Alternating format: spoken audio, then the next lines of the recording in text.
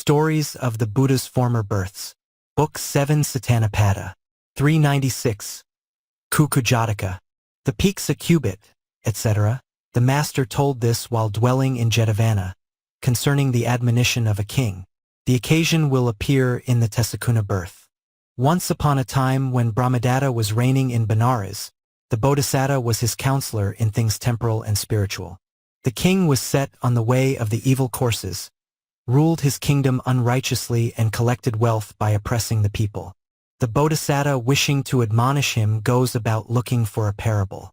Now the king's bedchamber was unfinished and the roof was not complete upon it. The rafters supported a peak but were only just set in position. The king had gone and taken his pleasure in the park. When he came to his house he looked up and saw the round peak. Fearing it would fall upon him, he went and stood outside. Then looking up again he thought, "How is that peak resting so? And how are the rafters?" And asking the Bodhisattva, he spoke the first stanza. The peak's a cubit and a half in height. 8 spans will compass it in circuit round. Of Simsapa and Sarah built aright. Why does it stand so sound? Hearing him, the Bodhisattva thought, "I have now got a parable to admonish the king," and spoke these stanzas. The 30 rafters bent, of Sarah wood, set equally, encompass it around. They press it tightly, for their hold is good. 'Tis set aright and sound. So is the wise man, girt by faithful friends, by steadfast counselors and pure. Never from height of fortune he descends, as rafters hold the peak secure. While the Bodhisattva was speaking, the king considered his own conduct. If there is no peak, the rafters do not stand fast. The peak does not stand if not held by the rafters. If the rafters break, the peak falls. And even so, a bad king, not holding together his friends and ministers, his armies, his Brahmins and householders, if these break up, is not held by them but falls from his power. A king must be righteous. At that instant they brought him a citron as a present. The king said to the Bodhisattva, "Friend, eat this citron." The Bodhisattva took it and said, "O king, people who know not how to eat this make it bitter or acid. But wise men who know take away the bitter, and without removing the acid or spoiling the citron flavor they eat it." And by this parable he showed the king the means of collecting wealth and spoke 2 stanzas.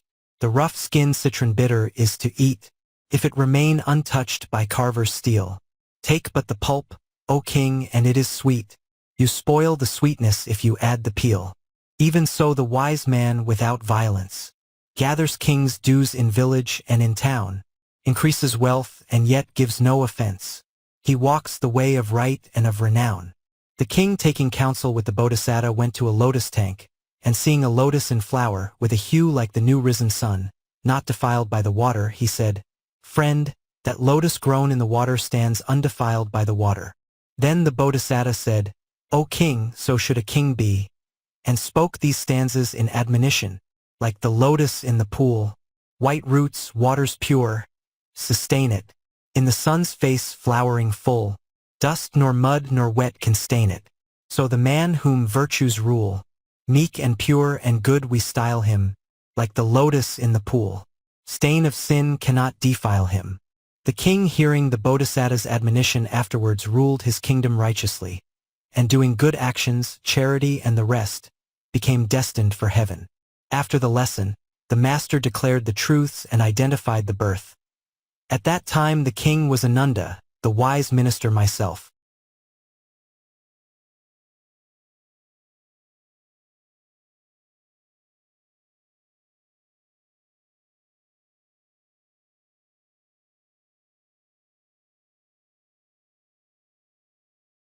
Stories of the Buddha's Former Births.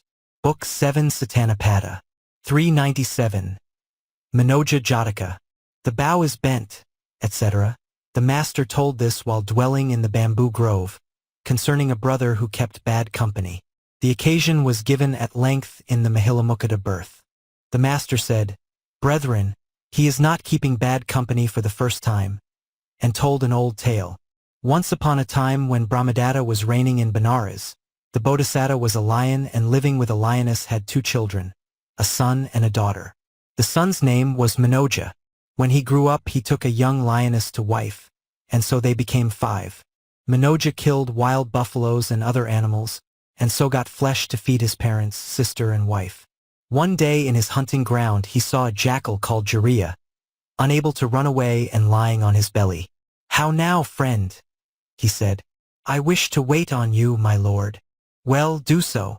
So he took the jackal to his den. The Bodhisattva, seeing him, said, "Dear Manoja, jackals are wicked and sinners, and give wrong advice. Don't bring this one near you," but could not hinder him. Then one day the jackal wished to eat horseflesh and said to Manoja, "Sir, except horseflesh there is nothing we have not eaten. Let us take a horse."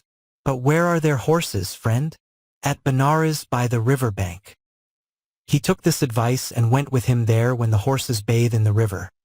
He took one horse, and throwing it on his back he came with speed to the mouth of his den. His father, eating the horseflesh, said, "Dear, horses are king's property. Kings have many stratagems. They have skillful archers to shoot. Lions who eat horseflesh don't live long. Henceforward don't take horses." The lion, not following his father's advice, went on taking them. The king, hearing that a lion was taking the horses, had a bathing tank for horses made inside the town. But the lion still came and took them. The king had a stable made, and had fodder and water given them inside it. The lion came over the wall and took the horses even from the stable. The king had an archer called who shot like lightning, and asked if he could shoot a lion. He said he could, and making a tower near the wall where the lion came he waited there. The lion came and, posting the jackal in a cemetery outside, sprang into the town to take the horses. The archer, thinking his speed is very great when he comes, did not shoot him, but when he was going away after taking a horse, hampered by the heavy weight, he hit him with a sharp arrow in the hind quarters. The arrow came out at his front quarters and flew in the air. The lion yelled, "I am shot." The archer, after shooting him, twanged his bow like thunder. The jackal, hearing the noise of lion and bow, said to himself, "My comrade is shot and must be killed. There is no friendship with the dead. I will now go to my old home in the wood." And so he spoke 2 stanzas. The bow is bent, the bowstring sounds amain. Manoja, king of beasts, my friend, is slain. Alas, I seek the woods as best I may. Such friendships not. Others must be my stay. The lion with a rush came and threw the horse at the den's mouth, falling dead himself. His kinsfolk came out and saw him blood-stained, blood flowing from his wounds, dead from following the wicked. And his father, mother, sister, and wife, seeing him, spoke 4 stanzas in order. His fortune is not prosperous whom wicked folk entice. Look at Manoja lying there, through Jariya's advice. No joy have mothers in a son whose comrades are not good. Look at Manoja lying there all covered with his blood. And even so fares still the man, in low estate he lies, who follows not the counsel of the true friend and the wise. This, or worse than this, his fate, who is high but trusts the low. See, 'tis thus from kingly state, he has fallen to the bow. Lastly, the stanza of the perfect wisdom, who follows outcasts is himself outcast. Who courts his equals ne'er will be betrayed. Who bows before the noblest rises fast. Look therefore to thy betters for thine aid. After the lesson, the master declared the truths and identified the birth. After the truths, the brother who kept bad company was established in the fruition of the first path. At that time the jackal was Devdatta, Manoja was the keeper of bad company, his sister was Uppalavana, his wife the sister Kema, his mother the mother of Rahula, his father myself.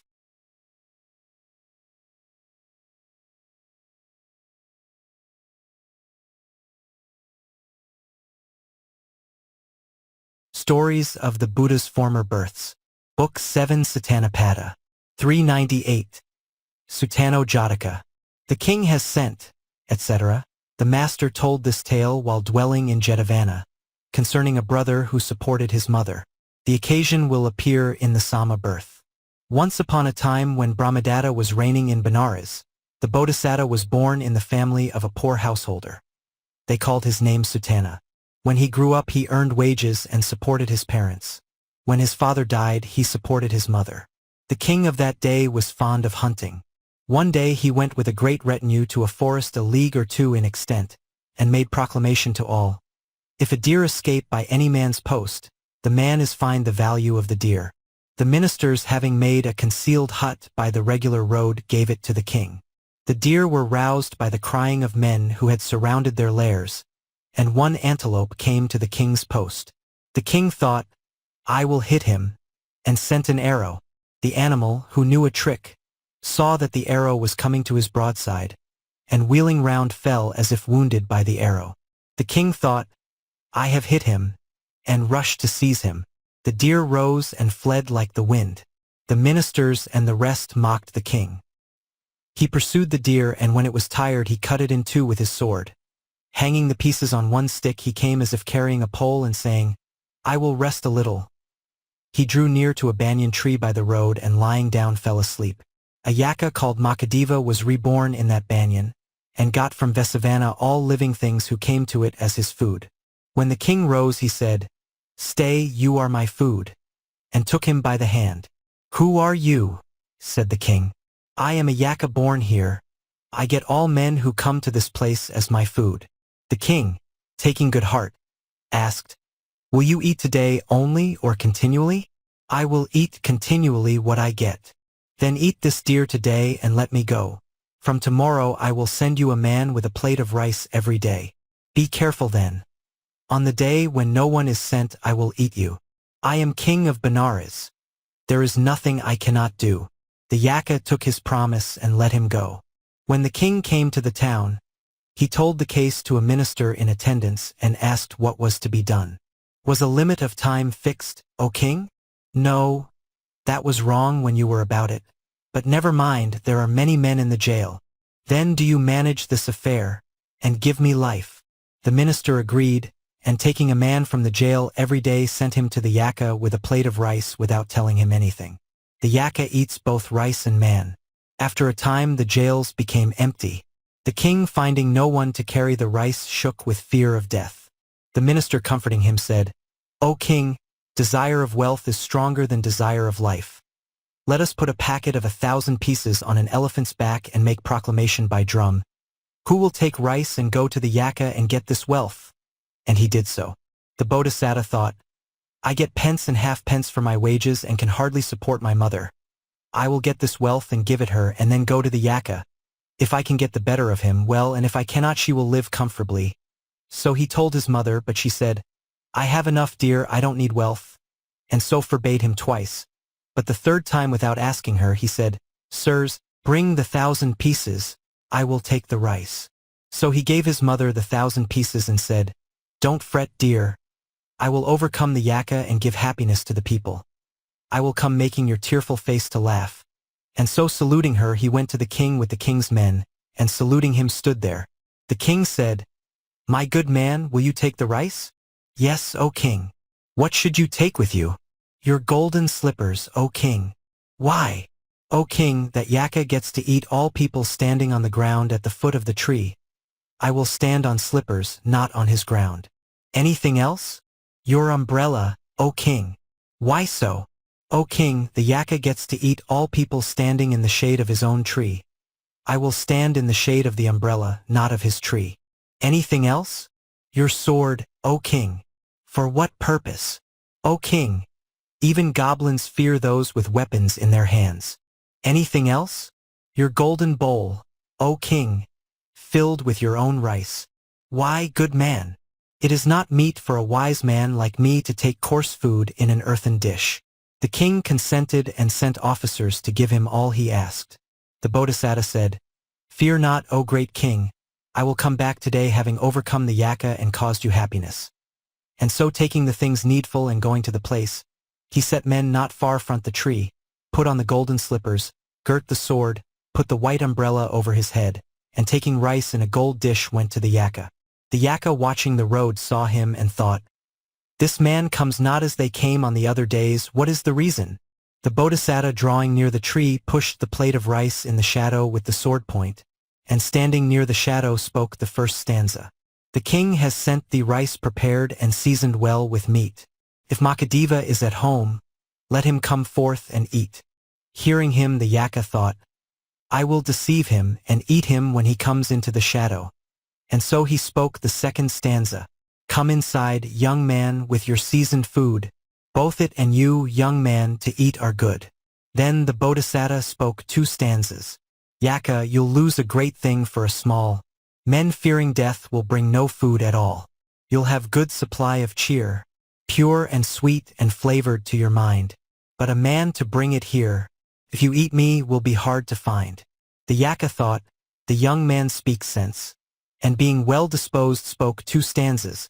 Young Sutana, my interests are clearly as you show. Visit your mother then in peace, you have my leave to go. Take sword and parasol and dish, young man, and go your ways. Visit your mother happily and bring her happy days. Hearing the Yaka's words, the Bodhisattva was pleased, thinking, my task is accomplished, the Yaka overcome, much wealth won and the king's word made good. And so returning thanks to the Yaka, he spoke a final stanza. With all thy kith and kin, Yaka, right happy may you be. The king's command has been performed, and wealth has come to me. So he admonished the Yaka, saying, friend, you did evil deeds of old, you were cruel and harsh, you ate the flesh and blood of others and so were born as a Yaka. From henceforth do no murder or the like. So telling the blessings of virtue and the misery of vice, he established the Yaka in the 5 virtues. Then he said, why dwell in the forest? Come, I will settle you by the city gate and make you get the best rice. So he went away with the Yaka, making him take the sword and the other things, and came to Benares. They told the king that Sutana was come with the Yaka. The king with his ministers went out to meet the Bodhisattva, settled the Yaka at the city gate and made him get the best rice. Then he entered the town, made proclamation by drum, and calling a meeting of the townsfolk spoke the praises of the Bodhisattva and gave him the command of the army. Himself was established in the Bodhisattva's teaching, did the good works of charity and the other virtues, and became destined for heaven. After the lesson, the master declared the truths and identified the birth. After the truths, the brother who supported his mother was established in the fruition of the first path. At that time the Yaka was Angulimala, the king Ananda, the youth myself.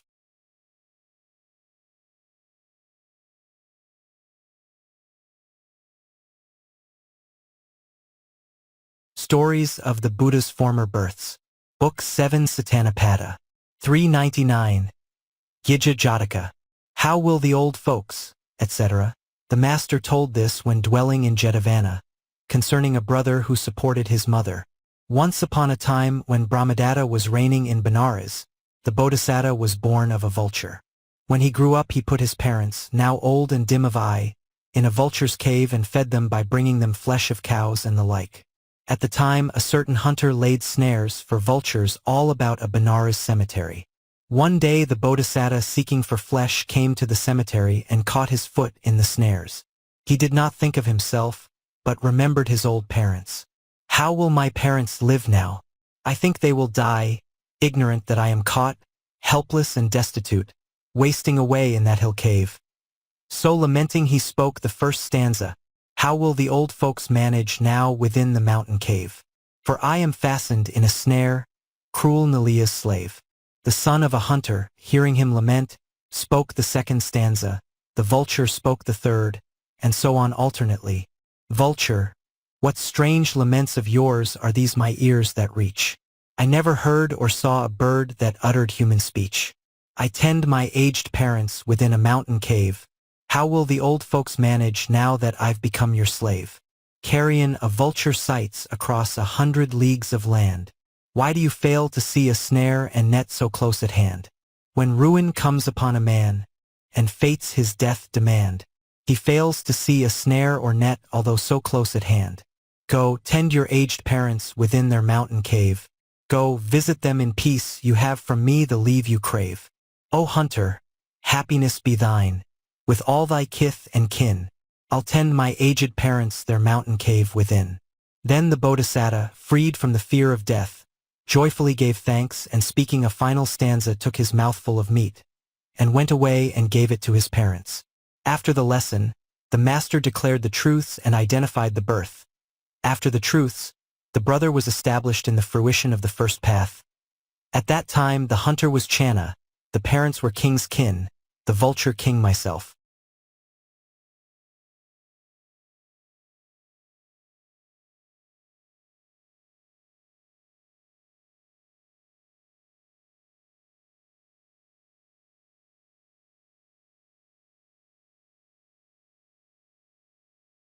Stories of the Buddha's Former Births. Book 7 Sutana Jataka. 400. Dabbhapuppha Jataka. Friend Anuttarakari, etc. The master told this while dwelling in Jetavana, concerning Upananda of the Sakya tribe. He was ordained in the faith, but forsook the virtues of contentment and the rest and became very greedy. At the beginning of the reigns he tried 2 or 3 monasteries, leaving at one an umbrella or a shoe, at one a walking stick or a water pot, and dwelling in one himself. He began the reigns in a country monastery, and saying, "The brethren must live contentedly," explained to the brethren, as if he were making the moon rise in the sky, the way to the noble state of content, praising contentment with the necessaries. Hearing him the brethren threw away their pleasant robes and vessels, and took pots of clay and robes of dust rags. He put the others in his own lodging, and when the rains and the Pavarana festival were over he filled a cart and went to Jetavana. On the way, behind a monastery in the forest, wrapping his feet with creepers and saying, "Surely something can be got here," he entered the monastery. 2 old brethren had spent the rains there. They had got 2 coarse cloaks and 1 fine blanket, and as they could not divide them, they were pleased to see him, thinking, "This elder will divide these between us," and said, "Sir, we cannot divide this which is raiment for the rains. We have a dispute about it. Do you divide it between us?" He consented, and giving the 2 coarse cloaks to them, he took the blanket, saying, "This falls to me who know the rules of discipline," and went away.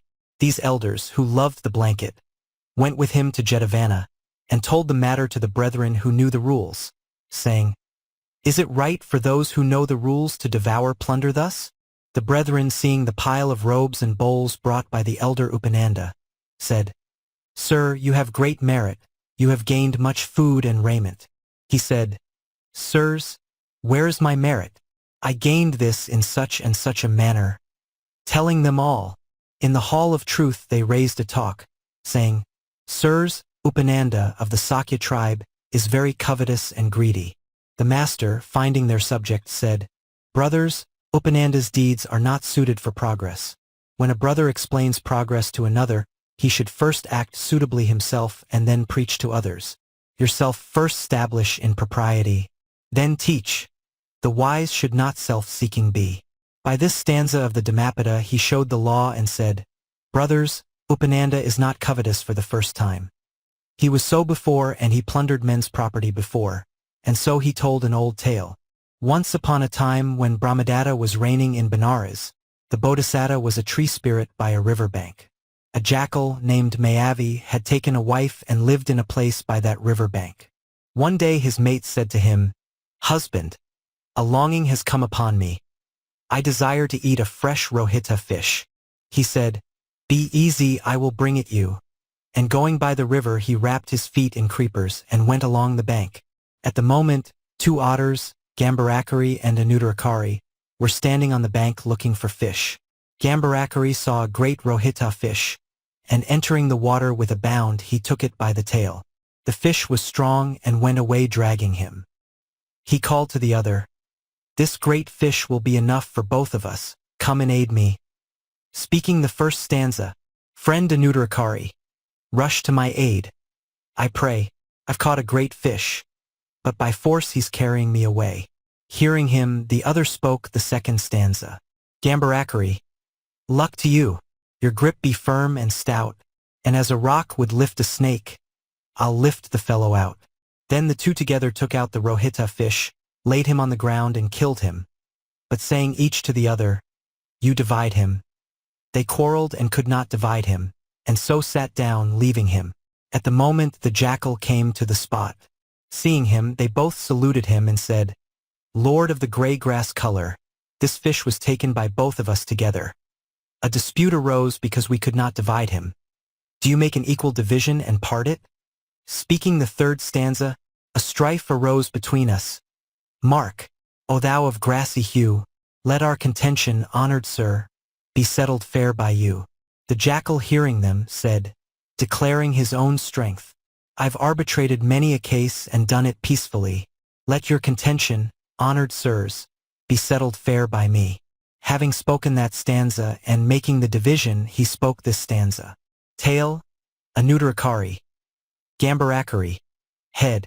The middle to the arbiter will properly be paid. So having divided the fish, he said, You eat head and tail without quarreling. And seizing the middle portion in his mouth, he ran away before their eyes. They sat downcast, as if they had lost 1,000 pieces, and spoke the 6th stanza. But for our strife, it would have long sufficed us without fail. But now the jackal takes the fish, and leaves us head and tail.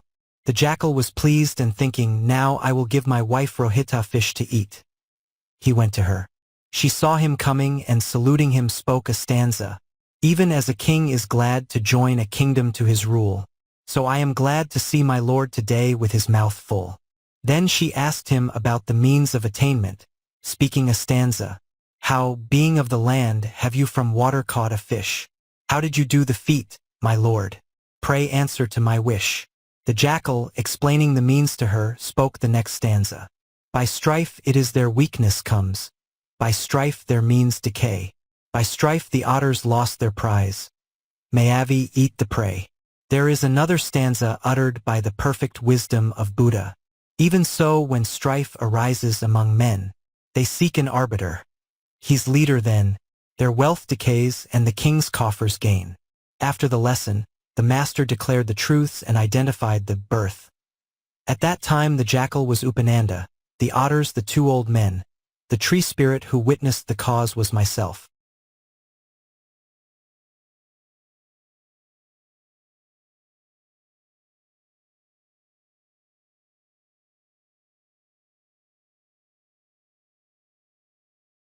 Stories of the Buddha's Former Births. Book 7 Sutana Jataka. 401. Dasannaka Jataka. Dasana's good sword, etc. The master told this, when living in Jetavana, concerning the temptation of a brother by his wife when a layman. The brother confessed that he was backsliding for this reason. The master said, That woman does you harm. Formerly too you were dying of mental sickness owing to her, and got life owing to wise men. And so he told a tale of old. Once upon a time when the great king Madhava was reigning in Benares, the Bodhisattva was born in a Brahmin household. They called his name young Sanaka. When he grew up he learned all the sciences at Takasila, and coming back to Benares he became King Madhava's counselor in things temporal and spiritual, and being called wise Sanaka he was looked upon in all the city as the sun or the moon. The son of the king's household priest came to wait on the king, and seeing the chief queen adorned with all ornaments and exceedingly beautiful, he became enamored, and when he went home lay without taking food. His comrades inquired of him, and he told them the matter. The king said, The household priest's son does not appear. How is this? When he heard the cause, he sent for him and said, I give her to you for 7 days. Spend those days at your house, and on the 8th send her back. He said, Very well. And taking her to his house took delight with her. They became enamored of each other. And keeping it secret they fled by the house door and came to the country of another king. No man knew the place they went to, and their path was like the way of a ship. The king made proclamation by drum round the city, and though he sought in many ways, he did not find the place whither she had gone. Then great sorrow for her fell upon him. His heart became hot and poured out blood. After that blood flowed from his entrails, and his sickness became great. The great royal physicians could not cure him. The Bodhisattva thought, The disease is not in the king, he is touched by mental sickness because he sees not his wife. I will cure him by a certain means. So he instructed the king's wise counselors, Ayura and Pakusa by name, saying, The king has no sickness except mental sickness because he sees not the queen. Now he is a great helper to us, and we will cure him by a certain means. We will have a gathering in the palace yard and make a man who knows how to do it swallow a sword. We will put the king at a window and make him look down on the gathering. The king, seeing the man swallow a sword, will ask, Is there anything harder than that? Then, my lord Ayura, you should make answer, It is harder to say, I give up so and so. Then he will ask you, my lord Pakusa, and you should make answer, O king, if a man says, I give up so and does not give it, his word is fruitless. No men live or eat or drink by such words. But they who do according to that word and give the thing according to their promise, they do a thing harder than the other. Then I will find what to do next. So he made a gathering. Then these 3 wise men went and told the king, saying, "O great king, there is a gathering in the palace yard. If men look down on it, their sorrow becomes joy. Let us go thither." So they took the king, and opening a window made him look down on the gathering. Many people were showing off each his own art which he knew, and a man was swallowing a good sword of 33 inches and sharp of edge. The king, seeing him, thought, "This man is swallowing the sword. I will ask these wise men if there is anything harder than that." So he asked Ayura, speaking the first stanza, "Dasana's good sword thirsts for blood. Its edge is sharpened perfectly. Yet midst the crowd he swallows it. A harder feat there cannot be. I ask if anything is hard compared to this. Pray answer me." Then he spoke the second stanza in answer. "Greed may lure a man to swallow swords though sharpened perfectly. But to say, 'I give this freely,' that a harder feat would be. All things else are easy. Royal Magadha, I've answered thee." When the king heard wise Ayura's words, he thought, "So then it is harder to say, 'I give this thing,' than to swallow a sword." I said, "I give my queen to the priest's son. I have done a very hard thing." And so his sorrow at heart became a little lighter. Then thinking, "Is there anything harder than to say, 'I give this thing to another?'" He talked with wise Pakusa and spoke the third stanza. "Ayura has solved my question, wise in all philosophy. Pakusa, I ask the question now, if harder feat there be, is there aught that's hard compared to this? Pray answer me." The wise Pakusa in answer to him spoke the fourth stanza. "Not by words men live, and not by language uttered fruitlessly, but to give and not regret it, that a greater feat would be. All things else are easy. Royal Magadha, I've answered thee." The king, hearing this, considered. "I first said, 'I will give the queen to the priest's son,' and then I did according to my word and gave her. Surely I have done a hard thing." So his sorrow became lighter. Then it came into his mind, "There is no one wiser than wise Sanaka. I will ask this question of him." And asking him, he spoke the fifth stanza. "Pakusa has solved my question, wise in all philosophy. Sanaka, I ask the question now, if harder feat there be, is there aught that's hard compared to this? Pray answer me." So Sanaka spoke the sixth stanza in answer to him. "If a man should give a gift, or small or great, in charity, nor regret the giving after, that a harder feat would be. All things else are easy. Royal Magadha, I've answered thee." The king, hearing the Bodhisattva's words, reflected. "I gave the queen to the priest's son of my own thought. Now I cannot control my thought. I sorrow and pine. This is not worthy of me. If she loved me, she would not forsake her kingdom and flee away. What have I to do with her when she has not loved me but fled away?" As he thought thus, all his sorrow rolled away and departed like a drop of water on a lotus leaf. That instant his entrails were at rest. He became well and happy, and praised the Bodhisattva, speaking the final stanza. Ayura answered question, "Good Pakusa as well. The words of Sanaka the wise all answers do excel." And after this praise, he gave him much wealth in his delight. After the lesson, the master declared the truths and identified the birth. After the truths, the backsliding brother was established in the fruition of the first path. At that time the queen was the wife of his layman days, the king the backsliding brother, Ayura was Moggallana, Pakusa was Sariputta, and the wise Sanaka was myself.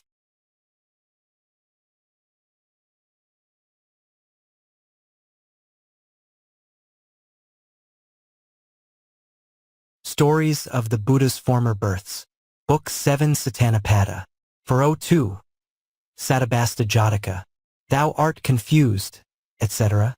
The master told this when staying in Jetavana, concerning the perfection of wisdom. The occasion of the story will appear in the Amaga birth. Once upon a time a king called Janaka was reigning in Benares. At that time the Bodhisattva was born in a Brahmin family, and they called his name young Sanaka. When he grew up he learned all the arts at Takasila, and returning to Benares saw the king. The king set him in the place of minister and gave him great glory. He taught the king things temporal and spiritual. Being a pleasant preacher of the law, he established the king in the 5 precepts, in alms-giving, in keeping the fasts, in the 10 ways of right action, and so established him in the path of virtue. Throughout the kingdom it was as it were the time of the appearing of the Buddhas. On the fortnightly fast the king, the viceroys and others would all assemble and decorate the place of meeting. The Bodhisattva taught the law in a decorated room in the middle of a deer-skin couch with the power of a Buddha, and his word was like the preaching of Buddhas. Then a certain old Brahmin begging for money alms got 1,000 pieces, left them in a Brahmin family and went to seek alms again. When he had gone, that family spent all his pieces. He came back and would have his pieces brought him. The Brahmin, being unable to give them to him, gave him his daughter to wife. The other Brahmin took her and made his dwelling in a Brahmin village not far from Benares. Because of her youth his wife was unsatisfied in desires and sinned with another young Brahmin. There are 16 things that cannot be satisfied. And what are these 16? The sea is not satisfied with all rivers, nor the fire with fuel, nor a king with his kingdom, nor a fool with sins, nor a woman with 3 things, intercourse, adornment and childbearing, nor a Brahmin with sacred texts, nor a sage with ecstatic meditation, nor a Sekha with honor, nor one free from desire with penance, nor the energetic man with energy, nor the talker with talk, nor the politic man with the counsel, nor the believer with serving the church, nor the liberal man with giving away, nor the learned with hearing the law, nor the 4 congregations with seeing the Buddha. So this Brahmin woman, being unsatisfied with intercourse, wished to put her husband away and do her sin with boldness. So one day in her evil purpose she lay down. When he said, "How is it, wife?" she answered, "Brahmin, I cannot do the work of your house. Get me a maid." "Wife, I have no money, what shall I give to get her?" "Seek for money by begging for alms and so get her." "Then, wife, get ready something for my journey." She filled a skin bag with baked meal and unbaked meal, and gave them to him. The Brahmin, going through villages, towns and cities, got 700 pieces and thinking, "This money is enough to buy slaves, male and female." He was returning to his own village. At a certain place convenient for water he opened his sack, and eating some meal he went down to drink water without tying the mouth. Then a black snake in a hollow tree, smelling the meal, entered the bag and lay down in a coil eating the meal. The Brahmin came, and without looking inside fastened the sack and putting it on his shoulder went his way. Then a spirit living in a tree, sitting in a hollow of the trunk, said to him on the way, "Brahmin, if you stop on the way you will die, if you go home today your wife will die," and vanished. He looked, but not seeing the spirit was afraid and troubled with the fear of death, and so came to the gate of Benares weeping and lamenting. It was the fast on the 15th day, the day of the Bodhisattva's preaching, seated on the decorated seat of the law, and a multitude with perfumes and flowers and the like in their hands came in troops to hear the preaching. The Brahmin said, "Where are ye going?" and was told, "O Brahmin, today wise Sanaka preaches the law with sweet voice and the power of a Buddha. Do you not know?" He thought, "They say he is a wise preacher, and I am troubled with the fear of death. Wise men are able to take away even great sorrow. It is right for me too to go there and hear the law." So he went with them, and when the assembly and the king among them had sat down round about the Bodhisattva, he stood at the outside, not far from the seat of the law, with his meal sack on his shoulder, afraid with the fear of death. The Bodhisattva preached as if he were bringing down the river of heaven or showering ambrosia. The multitude became well pleased, and making applause listened to the preaching. Wise men have far sight. At that moment the Bodhisattva, opening his eyes gracious with the 5 graces, surveyed the assembly on every side and, seeing that Brahmin, thought, "This great assembly has become well pleased and listens to the law, making applause, but that one Brahmin is ill-pleased and weeps. There must be some sorrow within him to cause his tears, as if touching rust with acid, or making a drop of water roll from a lotus leaf. I will teach him the law, making him free from sorrow and well pleased in mind." So he called him, "Brahmin, I am wise Sanaka. Now will I make thee free from sorrow, speak boldly." And so talking with him he spoke the first stanza. "Thou art confused in thought, disturbed in sense. Tears streaming from thine eyes are evidence. What hast thou lost or what dost wish to gain? By coming hither?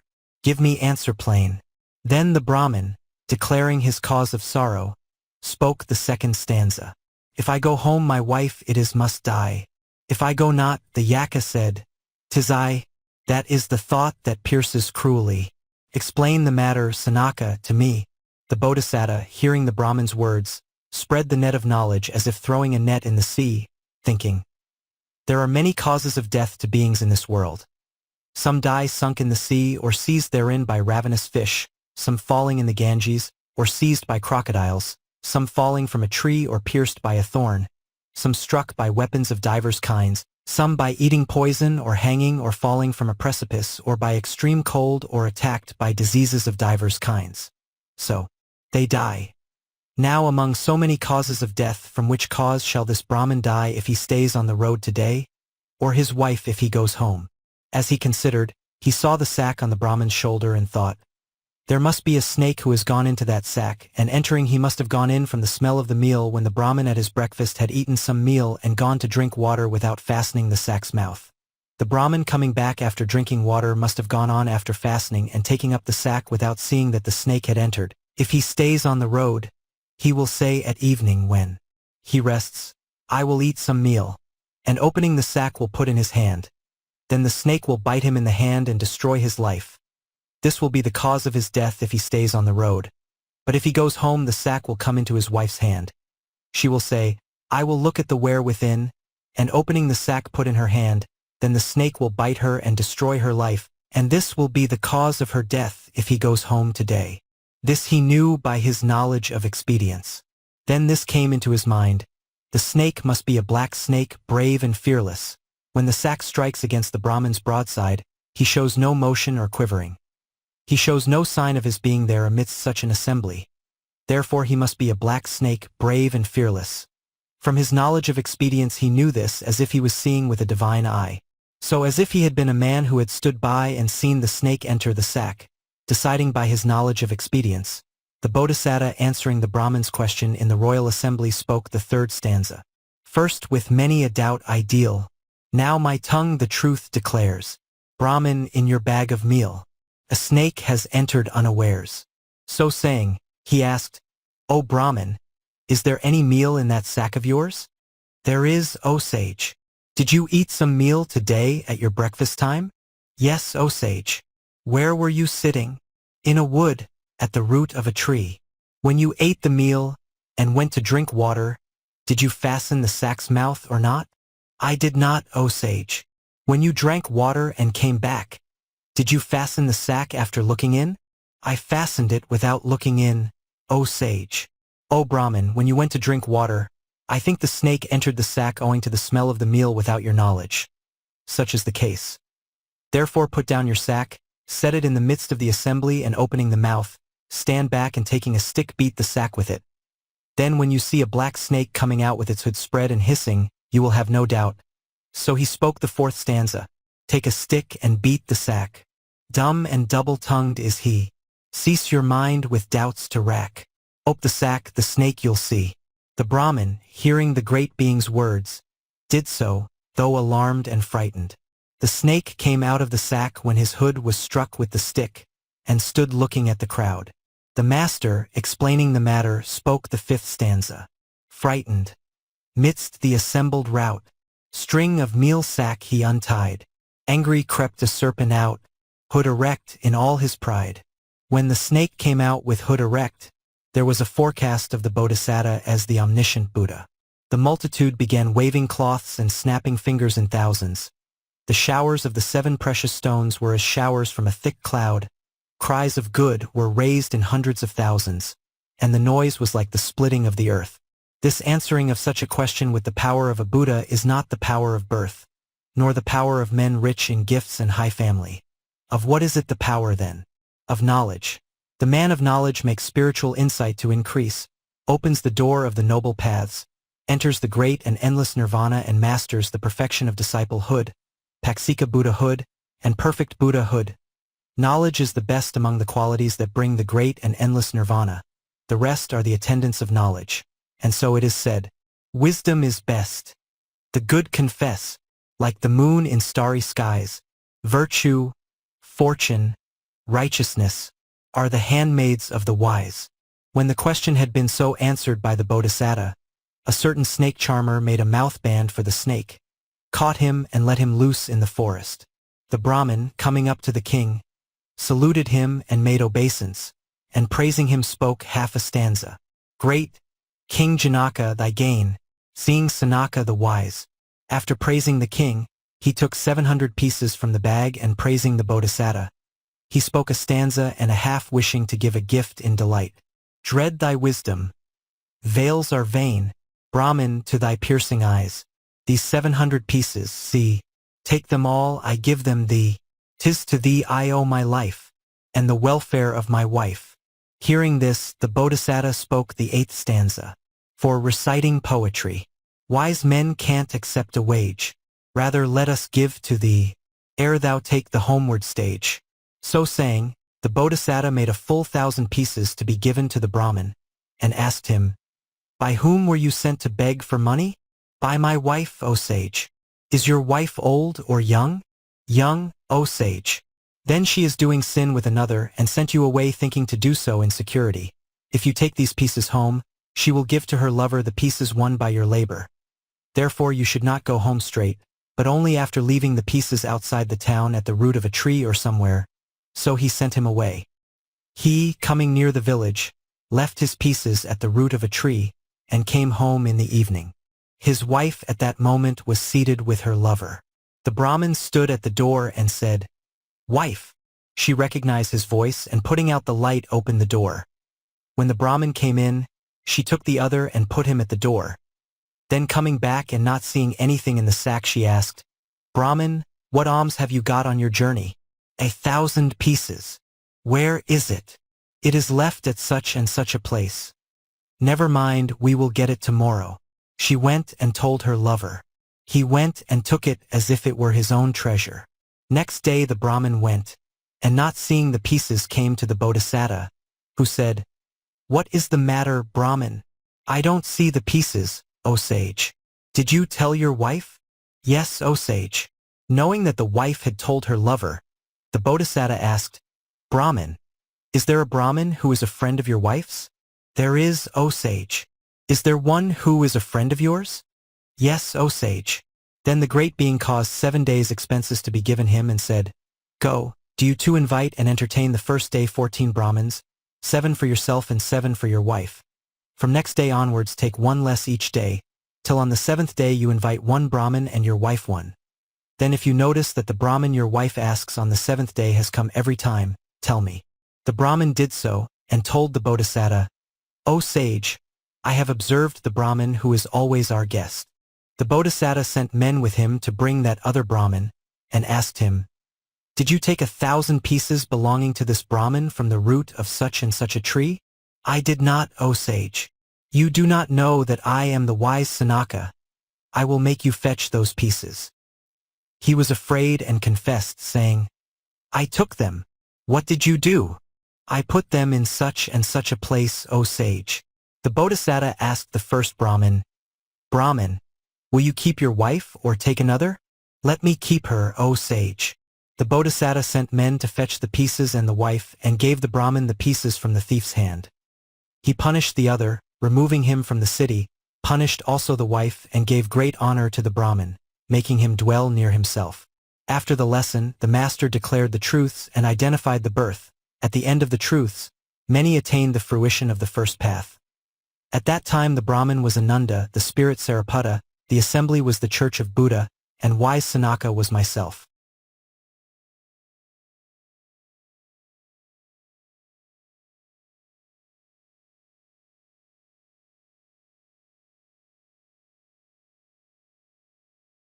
Stories of the Buddha's Former Births.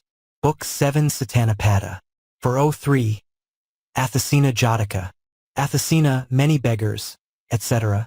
The master told this when dwelling in the shrine called Agalava near Alavi, concerning the regulations for the building of cells. The occasion was told in the Manakantha birth above. The master addressed the brethren, saying, Brethren, formerly before Buddha was born in the world, priests of other religions, even though offered their choice by kings, never asked for alms, holding that begging from others was not agreeable or pleasant. And so he told the tale of old time. Once upon a time when Brahmadatta was reigning in Benares, the Bodhisattva was born in a Brahmin household in a certain village, and they called his name young Atthisena. When he grew up, he learned all the arts at Takasila, and afterwards seeing the misery of desires he took the religious life, and reaching the higher faculties and attainments, he dwelt long in the Himalaya. Then coming down among men to get salt and vinegar, he reached Benares, and after staying in a garden he came begging next day to the king's court. The king, being pleased with his bearing and manner, sent for him and set him on a seat on the terrace, giving him good food.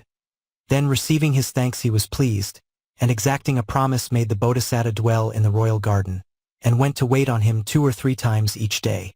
One day, being pleased with his preaching of the law, he gave him a choice, saying, "Tell me whatever you desire, beginning from my kingdom." The Bodhisattva did not say, "Give me so and so." Others ask for whatever they desire, saying, "Give me this." And the king gives it, if not attached to it. One day the king thought, "Other suitors and mendicants ask me to give them so and so, but the noble Atthisena, ever since I offered him a choice, asks for nothing. He is wise and skillful in device. I will ask him." So one day after the early meal he sat on one side, and asking him as to the cause of other men's making suits and his own making none, he spoke the first stanza. "Atthisena, many beggars, though they're strangers utterly, throng to me with their petitions. Why hast thou no suit to me?" Hearing him, the Bodhisattva spoke the second stanza. "Neither suitor, nor rejecter of a suit, can pleasant be. That's the reason, be not angry, why I have no suit to thee." Hearing his words, the king spoke 3 stanzas. "He who lives by suing, and has not at proper season sued, makes another fall from merit, fails to gain a livelihood. He who lives by suing, and has I at proper season sued, makes another man win merit, gains himself a livelihood. Men of wisdom are not angry when they see the suitors throng. Speak, my holy friend. The boon thou askest never can be wrong." So the Bodhisattva, even though given the choice of the kingdom, made no suit. When the king's wish had been so expressed, the Bodhisattva, to show him the priest's way, said, "O great king, these suits are preferred by men of worldly desires and householders, not by priests. From their ordination priests must have a pure life unlike a householder." And so showing the priest's way, he spoke the 6th stanza. "Sages never make petitions, worthy laymen ought to know. Silent stands the noble suitor, sages make petition so." The king, hearing the Bodhisattva's words, said, "Sir, if a wise attendant of his own knowledge gives what ought to be given to his friend, so I give to you such and such a thing." And so he spoke the 7th stanza. "Brahmin, I offer thee 1,000 kine, red kine, and eke the leader of the herd. Hearing but now those generous deeds of thine, I too in turn to generous deeds am stirred." When he said this, the Bodhisattva refused, saying, "Great king, I took the religious life free from defilement. I have no need of cows." The king abode by his admonition. Doing alms and other good works, he became destined for heaven, and not falling away from his meditation, was born in the Brahma world. After the lesson, the master declared the truths and identified the birth. After the truths, many were established in the fruition of the first path. At that time the king was Ananda, Atthisena was myself.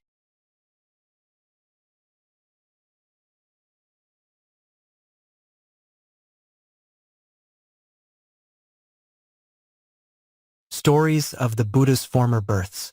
Book 7 Sutana Jataka. 404. Kapi Jataka. Let not the wise man, etc. The master told this tale while dwelling in Jetavana, concerning Devdatta being swallowed up by the earth. Finding that the brethren were talking about this in the hall of truth, he said, "Devdatta has not been destroyed with his company now for the first time. He was destroyed before," and he told an old tale. Once upon a time when Brahmadatta was king in Benares, the Bodhisattva was born in the womb of a monkey, and lived in the king's garden with a retinue of 500 monkeys. Devdatta was also born in the womb of a monkey, and lived there also with a retinue of 500 monkeys. Then one day when the king's family priest had gone to the garden, bathed and adorned himself, one tricky monkey going ahead of him sat above the gateway arch of the garden, and let excrement fall on the priest's head as he went out. When the priest looked up, he let it fall again in his mouth. The priest turned back, saying in threat to the monkeys, "Very well, I shall know how to deal with you," and went away after washing. They told the Bodhisattva that he had been angry and threatened the monkeys. he made announcement to the 1,000 monkeys. It is not well to dwell near the habitation of the angry. Let the whole troop of monkeys flee and go elsewhere. A disobedient monkey took his own retinue and did not flee, saying, I will see about it afterwards. The Bodhisattva took his own retinue and went to the forest. One day a female slave pounding rice had put some rice out in the sun and a goat was eating it. Getting a blow with a torch and running away on fire, he was rubbing himself on the wall of a grass hut near an elephant stable. The fire caught the grass hut and from it the elephant stable. In it the elephants' backs were burnt, and the elephant doctors were attending the elephants. The family priest was always going about watching for an opportunity of catching the monkeys. He was sitting in attendance on the king, and the king said, Sir, many of our elephants have been injured, and the elephant doctors do not know how to cure them. Do you know any remedy? I do, great king. What is it? Monkeys fat, great king. How shall we get it? There are many monkeys in the garden. The king said, Kill monkeys in the garden and get their fat.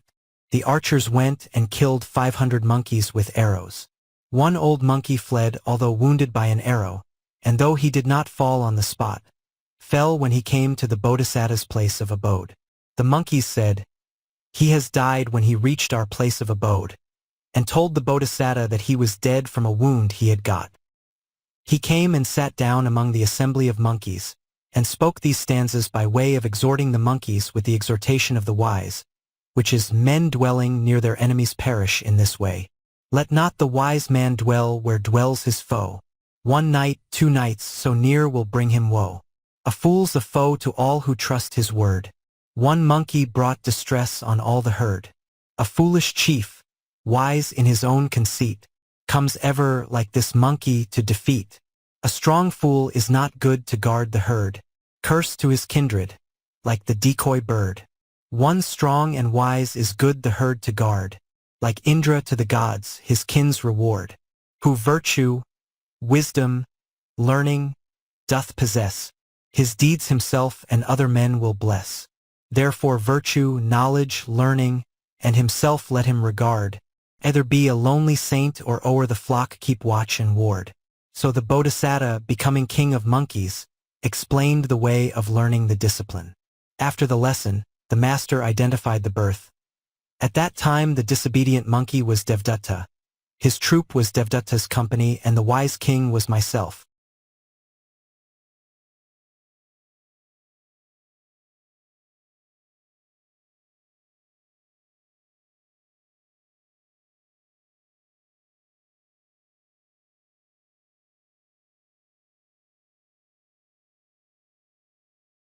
Stories of the Buddha's Former Births. Book 7 Sutana Jataka. 405. Baka-Brahma Jataka. 70 and 2, etc. The master told this tale while dwelling in Jetavana, concerning the Brahma Baka. In him a false doctrine arose, namely, this present existence is perpetual, permanent, eternal, unchanging. Apart from it there is no salvation or release at all. In a former birth this Brahma had once practiced meditation, so he was born in the Vipassanā heaven. Having spent there an existence of 500 kalpas, he was born in the Subhakina heaven. After 64 kalpas there he passed and was born in the Abhisara heaven, where existence is for 8 kalpas. It was there that this false doctrine arose in him. He forgot that he had passed from higher Brahmaloka heavens and had been born in that heaven, and perceiving neither of these things had taken up the false doctrine. The Lord, understanding his reflections, as easily as a strong man can extend his bent arm or bend his extended arm, disappearing from Jetavana, appeared in that Brahmaloka. The Brahma, seeing the Lord, said, Come hither, my Lord. Welcome, my Lord. It is a long time, my Lord, since thou hast taken this opportunity, even for coming hither. This world, my Lord, is perpetual, it is permanent, it is eternal, it is absolute, it is unchanging. This world is not born, it decays not, it dies not, it passes not away, it is not born again. Apart from this world, there is no other salvation beyond. When this was said, the Lord said to Baka the Brahma, Baka the Brahma has come to ignorance, he has come to ignorance, when he will say that a thing which is not permanent is permanent, and so on, and that there is no other salvation apart from this when there is another salvation. Hearing this, the Brahma thought, "This one presses me hard, finding out exactly what I say, and as a timid thief, after receiving a few blows, says, 'Am I the only thief? So and so and so and so are thieves too,' showing his associates. So he, in fear of the Lord's questioning, showing that others were his associates, spoke the first stanza. 72 O Gautama are we, righteous and great, from birth and age we're free. Our heaven is wisdom's home, there's not above, and many others will this view approve." Hearing his words, the master spoke the second stanza. "Short your existence in this world. 'Tis wrong, Baka, to think existence here is long. 100,000 eons past and gone. All your existence well to me is known." Hearing this, Baka spoke the third stanza. "Of wisdom infinite, O Lord, am I. Birth, age, and sorrow, all beneath me lie. What should I do with good works long ago? Yet tell me something, Lord, that I should know." Then the Lord, relating and showing him things of past time, spoke four stanzas. "To many a man of old thou gavest drink, for thirst and parching drought ready to sink. That virtuous deed of thine so long ago, remembering, as if waked from sleep I know. By Iani's bank thou setst the people free, when chained and held in close captivity. That virtuous deed of thine so long ago, remembering, as if waked from sleep I know. By Ganges stream the man thou didst set free, whose boat was seized by Naga cruelly, lusting for flesh, and save him mightily. That virtuous deed of thine so long ago, remembering, as if waked from sleep I know. And I was Kappa, thy disciple true, thy wisdom and thy virtues all I knew. And now those deeds of thine so long ago, remembering, as if waked from sleep I know." Hearing his own deeds from the master's discourse, Baka gave thanks and spoke this last stanza. "Thou knowest every life that hath been mine. Buddha thou art, all wisdom sure is thine, and sure thy glorious majesty and state. Even this Brahma world illuminate." So the master, making known his quality as Buddha and expounding the law, shewed forth the truths. At the end, the thoughts of 10,000 Brahmas were freed from attachments and sins. So the Lord became the refuge of many Brahmas, and going back from Brahmaloka to Jetavana preached the law in the way described and identified the birth.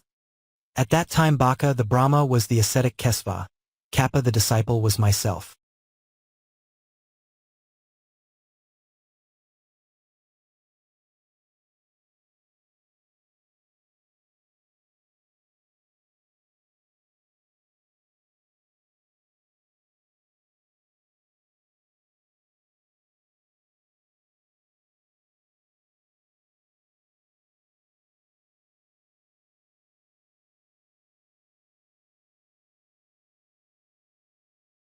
Stories of the Buddha's Former Births. Book 7 Sutana Jataka. 406. Gandhara Jataka. Villages full 16,000, etc. The master told this when dwelling in Jetavana, concerning the precept on the storing up of medicines. The occasion, however, arose in Rajagaha, when the venerable Pilandiyavaka went to the king's dwelling to set free the park-keeper's family. He made the palace all of gold by magic power, and the people in their delight brought to that elder the 5 kinds of medicine. He gave them away to the congregation of brethren. So the congregation abounded in medicines, and as they received the medicines, they filled pots and jars and bags in this way and laid them aside. People seeing this murmured, saying, "Those greedy priests are hoarding in their houses." The master, hearing this thing, declared the precept, "Whatever medicines for sick brethren see are received, must be used within 7 days." And said, "Brethren, wise men of old, before the Buddha appeared, ordained in heresy and keeping only the 5 precepts, used to chide those who laid aside even salt and sugar for the next day. But you, though ordained in such a rule of salvation, make a hoard for the 2nd and the 3rd day." And so he told the tale of old. Once upon a time the Bodhisattva was the king's son of the Gandhara kingdom. At his father's death he became king and ruled with righteousness. In the central region, in the kingdom of Videha, a king named Videha was ruling at the time. These 2 kings had never seen each other, but they were friends and had great trust the one in the other. At that time men were long-lived. Their life was for 30,000 years. Then once, on the fast day of the full moon, the king of Gandhara had taken the vow of the commands, and on the dais in the middle of a royal throne prepared for him, looking through an open window on the eastern quarter, he sat giving to his ministers a discourse on the substance of the law. At that moment Rahu was covering the moon's orb, which was full and spreading over the sky. The moon's light vanished. The ministers, not seeing the moon's brightness, told the king that the moon was seized by Rahu. The king, observing the moon, thought, "That moon has lost its light, being marred by some trouble from outside. Now my royal retinue is a trouble, and it is not meet that I should lose my light like the moon seized by Rahu. I will leave my kingdom like the moon's orb shining in a clear sky and become an ascetic. Why should I admonish another? I will go about, detached from kin and people, admonishing myself alone. That is meet for me." So he said, "As ye please so do," and gave over the kingdom to his ministers. When he gave up his kingdom in the two kingdoms of Kashmir and Gandhara, he took the religious life, and attaining the transcendental faculty he passed the reins in the Himalaya region devoted to the delight of meditation. The king of Videha, having asked of merchants, "Is it well with my friend?" heard that he had taken the religious life and thought, "When my friend has taken the religious life, what should I do with a kingdom?" So he gave up the rule in his city of Mithila, 7 leagues in extent, and his kingdom of Videha, 300 leagues in extent, with 16,000 villages, storehouses filled, and 16,000 dancing girls, and without thinking of his sons and daughters he went to the Himalaya region and took the religious life. There he lived on fruits only, dwelling in a state of quietude. Both of them following this quiet life afterwards met, but did not recognize each other. Yet they lived together in this quiet life in friendliness. The ascetic of Videha waited upon the ascetic of Gandhara. On a day of full moon, as they were sitting at the root of a tree and talking on things relating to the law, Rahu covered the moon's orb as it was shining in the sky. The ascetic of Videha looked up, saying, "Why is the moon's light destroyed?" And seeing that it was seized by Rahu, he asked, "Master, why has he covered the moon and made it dark?" Scholar, that is the moon's one trouble, Rahu by name. He binders it from shining. I, seeing the moon's orb struck by Rahu, thought, "There is the moon's pure orb become dark by trouble from outside. Now this kingdom is a trouble to me. I will take the religious life so that the kingdom does not make me dark as Rahu does the moon's orb. And so taking the moon's orb seized by Rahu as my theme, I forsook my great kingdom and took the religious life." Master, were you king of Gandhara? Yes, I was. Master, I was the king Videha in the kingdom of Videha and city of Mithila. Were we not friends though we never saw each other? What was your theme? I heard that you had taken the religious life and thinking, "Surely he has seen the good of that life." I took you as my theme and leaving my kingdom took the religious life. From that time they were exceedingly intimate and friendly, and lived on fruits only. After a long time's dwelling there they came down from Himalaya for salt and vinegar, and came to a frontier village. The people, being pleased with their deportment, gave them alms and taking a promise made for them houses for the night and the like in the forest, and made them dwell there, and built by the road a room for taking their meals in a pleasant watered spot. They, after going their rounds for alms in the frontier village, sat and ate the alms in that hut of leaves and then went to their dwelling house. The people who gave them food one day put salt on a leaf and gave it them, another day gave them saltless food. One day they gave them a great deal of salt in a leaf basket. The ascetic of Videha took the salt, and coming gave enough to the Bodhisattva at the mealtime and took to himself the proper measure.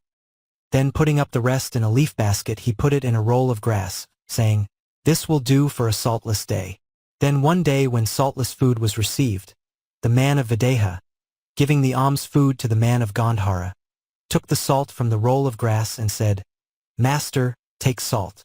The people gave no salt today. Where have you got it? Master, the people gave much salt one day before. Then I kept what was over, saying, "This will do for a saltless day."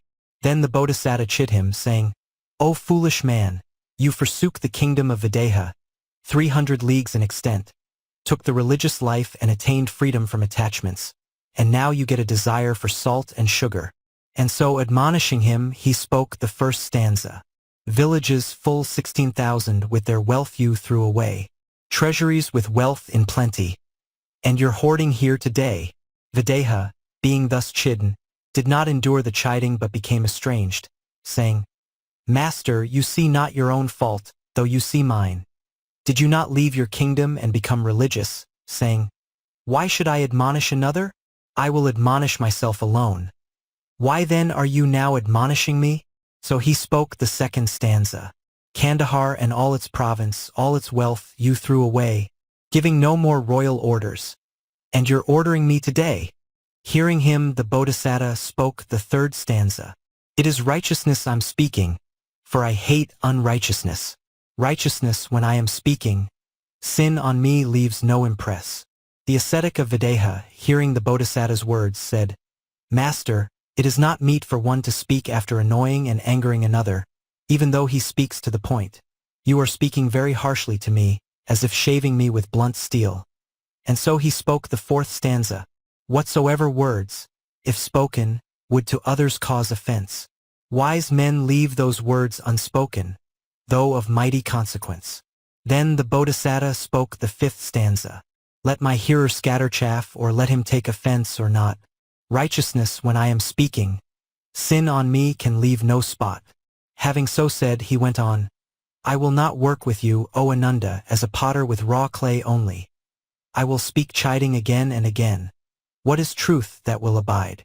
And so being steadfast in conduct suitable to that admonition of the Blessed One, as a potter among his vessels, after beating them often, takes not the raw clay, but takes the baked vessel only. So preaching and chiding again and again he takes a man like a good vessel, and preaching to show him this, he spoke this pair of stanzas.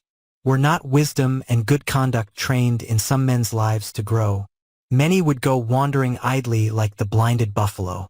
But since some are wisely trained in moral conduct fair to grow, thus it is that disciplined in paths of virtue others go. Hearing this, the Videha ascetic said, Master, from this time admonish me. I spoke to you with peevish natural temper, pardon me. And so paying respect he gained the Bodhisattva's pardon. So they dwelt together in peace and went again to Himalaya. Then the Bodhisattva told the Videha ascetic how to attain to mystic meditation. He did so and reached the higher faculties and attainments. So both, never leaving off meditation, became destined for the Brahma world. After the lesson, the master identified the birth. At that time the Videha ascetic was Ananda, the Gandhara king was myself.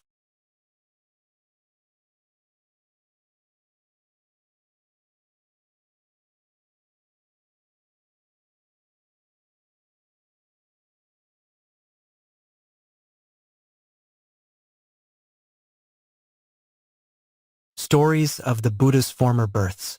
Book 7 Sutana Jataka. 407. Mahakapi Jataka. You made yourself, etc. The master told this while dwelling in Jetavana, concerning good works towards one's relatives. The occasion will appear in the Bodhisala birth. They began talking in the Hall of Truth, saying, The Supreme Buddha does good works towards his relatives. When the master had asked and been told their theme, he said, Brethren, this is not the first time a Tathagata has done good works towards his relatives. And so he told a tale of old time. Once upon a time, when Brahmadatta was reigning in Benares, the Bodhisattva was born of a monkey's womb. When he grew up and attained stature and stoutness, he was strong and vigorous, and lived in the Himalaya with a retinue of 80,000 monkeys. Near the Ganges bank there was a mango tree, others say it was a banyan, with branches and forks, having a deep shade and thick leaves, like a mountaintop. Its sweet fruits, of divine fragrance and flavor, were as large as water pots. From one branch the fruits fell on the ground, from one into the Ganges water, from two into the main trunk of the tree. The Bodhisattva, while eating the fruit with a troop of monkeys, thought, Someday danger will come upon us owing to the fruit of this tree falling on the water. And so, not to leave one fruit on the branch which grew over the water, he made them eat or throw down the flowers at their season from the time they were of the size of a chickpea. But notwithstanding, one ripe fruit, unseen by the 80,000 monkeys, hidden by an ant's nest, fell into the river, and stuck in the net above the king of Benares, who was bathing for amusement with a net above him and another below. When the king had amused himself all day and was going away in the evening, the fishermen, who were drawing the net, saw the fruit and not knowing what it was, shewed it to the king. The king asked, "What is this fruit?" "We do not know, sire." "Who will know?" "The foresters, sire." He had the foresters called, and learning from them that it was a mango, he cut it with a knife, and first making the foresters eat of it, he ate of it himself and had some of it given to his seraglio and his ministers. The flavor of the ripe mango remained pervading the king's whole body. Possessed by desire of the flavor, he asked the foresters where that tree stood, and hearing that it was on a river bank in the Himalaya quarter, he had many rafts joined together and sailed upstream by the route shown by the foresters. The exact account of days is not given. In due course they came to the place, and the foresters said to the king, "Sire, there is the tree." The king stopped the rafts and went on foot with a great retinue, and having a bed prepared at the foot of the tree, he lay down after eating the mango fruit and enjoying the various excellent flavors. At each side they set a guard and made a fire. When the men had fallen asleep, the Bodhisattva came at midnight with his retinue. 80,000 monkeys moving from branch to branch ate the mangoes. The king, waking and seeing the herd of monkeys, roused his men and calling his archers said, "Surround these monkeys that eat the mangoes so that they may not escape, and shoot them. Tomorrow we will eat mangoes with monkey's flesh." The archers obeyed, saying, "Very well," and surrounding the tree stood with arrows ready. The monkeys, seeing them and fearing death, as they could not escape, came to the Bodhisattva and said, "Sire, the archers stand round the tree, saying, 'We will shoot those vagrant monkeys. What are we to do?' And so stood shivering. The Bodhisattva said, "Do not fear, I will give you life." And so comforting the herd of monkeys, he ascended a branch that rose up straight, went along another branch that stretched towards the Ganges, and springing from the end of it, he passed 100 bow lengths and lighted on a bush on the bank. Coming down, he marked the distance, saying, "That will be the distance I have come." And cutting a bamboo shoot at the root and stripping it, he said, "So much will be fastened to the tree, and so much will stay in the air." And so reckoned the 2 lengths, forgetting the part fastened on his own waist. Taking the shoot, he fastened one end of it to the tree on the Ganges bank and the other to his own waist, and then cleared the space of 100 bow lengths with the speed of a cloud torn by the wind. From not reckoning the part fastened to his waist, he failed to reach the tree. So seizing a branch firmly with both hands, he gave signal to the troop of monkeys, "Go quickly with good luck, treading on my back along the bamboo shoot." The 80,000 monkeys escaped thus, after saluting the Bodhisattva and getting his leave. Devdatta was then a monkey and among that herd. He said, "This is a chance for me to see the last of my enemy." So climbing up a branch, he made a spring and fell on the Bodhisattva's back. The Bodhisattva's heart broke and great pain came on him. Devdatta, having caused that maddening pain, went away, and the Bodhisattva was alone. The king, being awake, saw all that was done by the monkeys and the Bodhisattva, and he lay down thinking, "This animal, not reckoning his own life, has caused the safety of his troop." When day broke, being pleased with the Bodhisattva, he thought, "It is not right to destroy this king of the monkeys. I will bring him down by some means and take care of him." So turning the raft down the Ganges and building a platform there, he made the Bodhisattva come down gently, and had him clothed with a yellow robe on his back and washed in Ganges water, made him drink sugared water, and had his body cleansed and anointed with oil refined 1,000 times. Then he put an oiled skin on a bed, and making him lie there, he set himself on a low seat and spoke the first stanza. "You made yourself a bridge for them to pass in safety through. What are you then to them, monkey, and what are they to you?" Hearing him, the Bodhisattva, instructing the king, spoke the other stanzas. "Victorious king, I guard the herd. I am their lord and chief. When they were filled with fear of thee and stricken sore with grief, I leapt 100 times the length of bough outstretched that lies. When I had bound a bamboo shoot firmly around my thighs, I reached the tree like thundercloud sped by the tempest's blast. I lost my strength, but reached a bough. With hands I held it fast, and as I hung extended there held fast by shoot and bough. My monkeys passed across my back and are in safety now. Therefore I fear no pain of death. Bonds do not give me pain. The happiness of those was one o'er whom I used to reign. A parable for thee, O king, if thou the truth wouldst read. The happiness of kingdom and of army and of steed and city must be dear to thee, if thou wouldst rule indeed."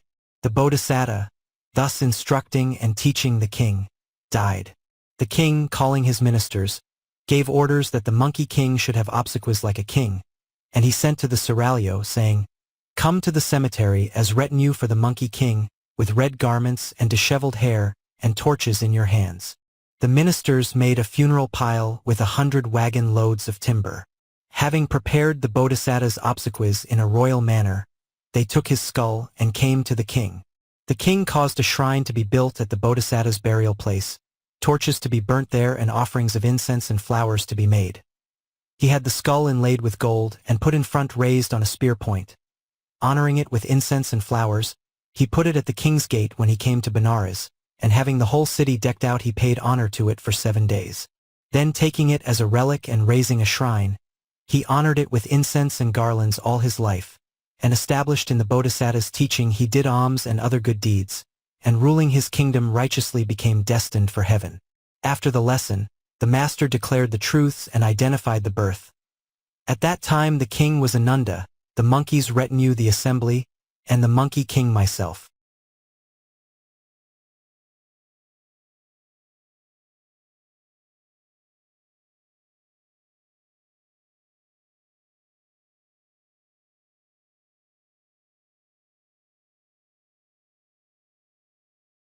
Stories of the Buddha's Former Births. Book 7 Sutana Jataka. 408. Kumbhakara Jataka.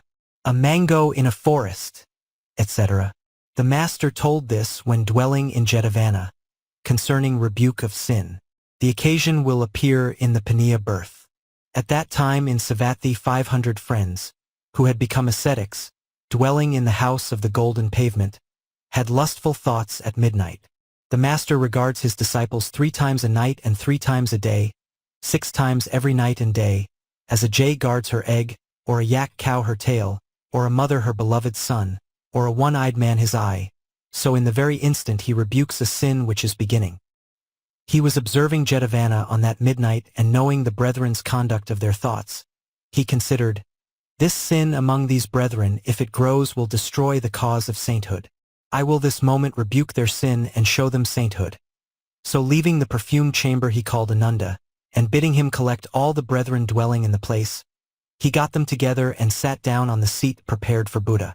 He said, "Brethren, it is not right to live in the power of sinful thoughts. A sin, if it grows, brings great ruin like an enemy. A brother ought to rebuke even a little sin. Wise men of old, seeing even a very slight cause, rebuked a sinful thought that had begun and so brought about Paksabuddhahood." And so he told an old tale. Once upon a time when Brahmadatta was reigning in Benares, the Bodhisattva was born in a potter's family in a suburb of Benares. When he grew up he became a householder, had a son and daughter, and supported his wife and children by his potter's handicraft. At that time in the Kalinga kingdom, in the city of Dantapura, the king named Karandu, going to his garden with a great retinue, saw at the garden gate a mango tree laden with sweet fruit. He stretched out his hand from his seat on the elephant and seized a bunch of mangoes. Then entering the garden he sat on the royal seat and ate a mango, giving some to those worthy of favors. From the time when the king took one, ministers, Brahmins, and householders, thinking that others should also do so, took down and ate mangoes from that tree. Coming again and again they climbed the tree, and beating it with clubs and breaking the branches down and off, they ate the fruit, not leaving even the unripe. The king amused himself in the garden for the day, and at evening as he came by on the royal elephant he dismounted on seeing the tree, and going to its root he looked up and thought, "In the morning this tree stood beautiful with its burden of fruit and the gazers could not be satisfied. Now it stands not beautiful with its fruit broken down and off." Again looking from another place he saw another mango tree barren, and thought, "This mango tree stands beautiful in its barrenness like a bare mountain of jewels. The other from its fruitfulness fell into that misfortune. The householder's life is like a fruitful tree, the religious life like a barren tree. The wealthy have fear, the poor have no fear. I too would be like the barren tree." So taking the fruit tree as his subject, he stood at the root, and considering the 3 properties and perfecting spiritual insight, he attained Paksabuddhahood, and reflecting, "The envelope of the womb is now fallen from me, rebirth in the 3 existences is ended, the filth of transmigration is cleansed, the ocean of tears dried up, the wall of bones broken down. There is no more rebirth for me." He stood as if adorned with every ornament.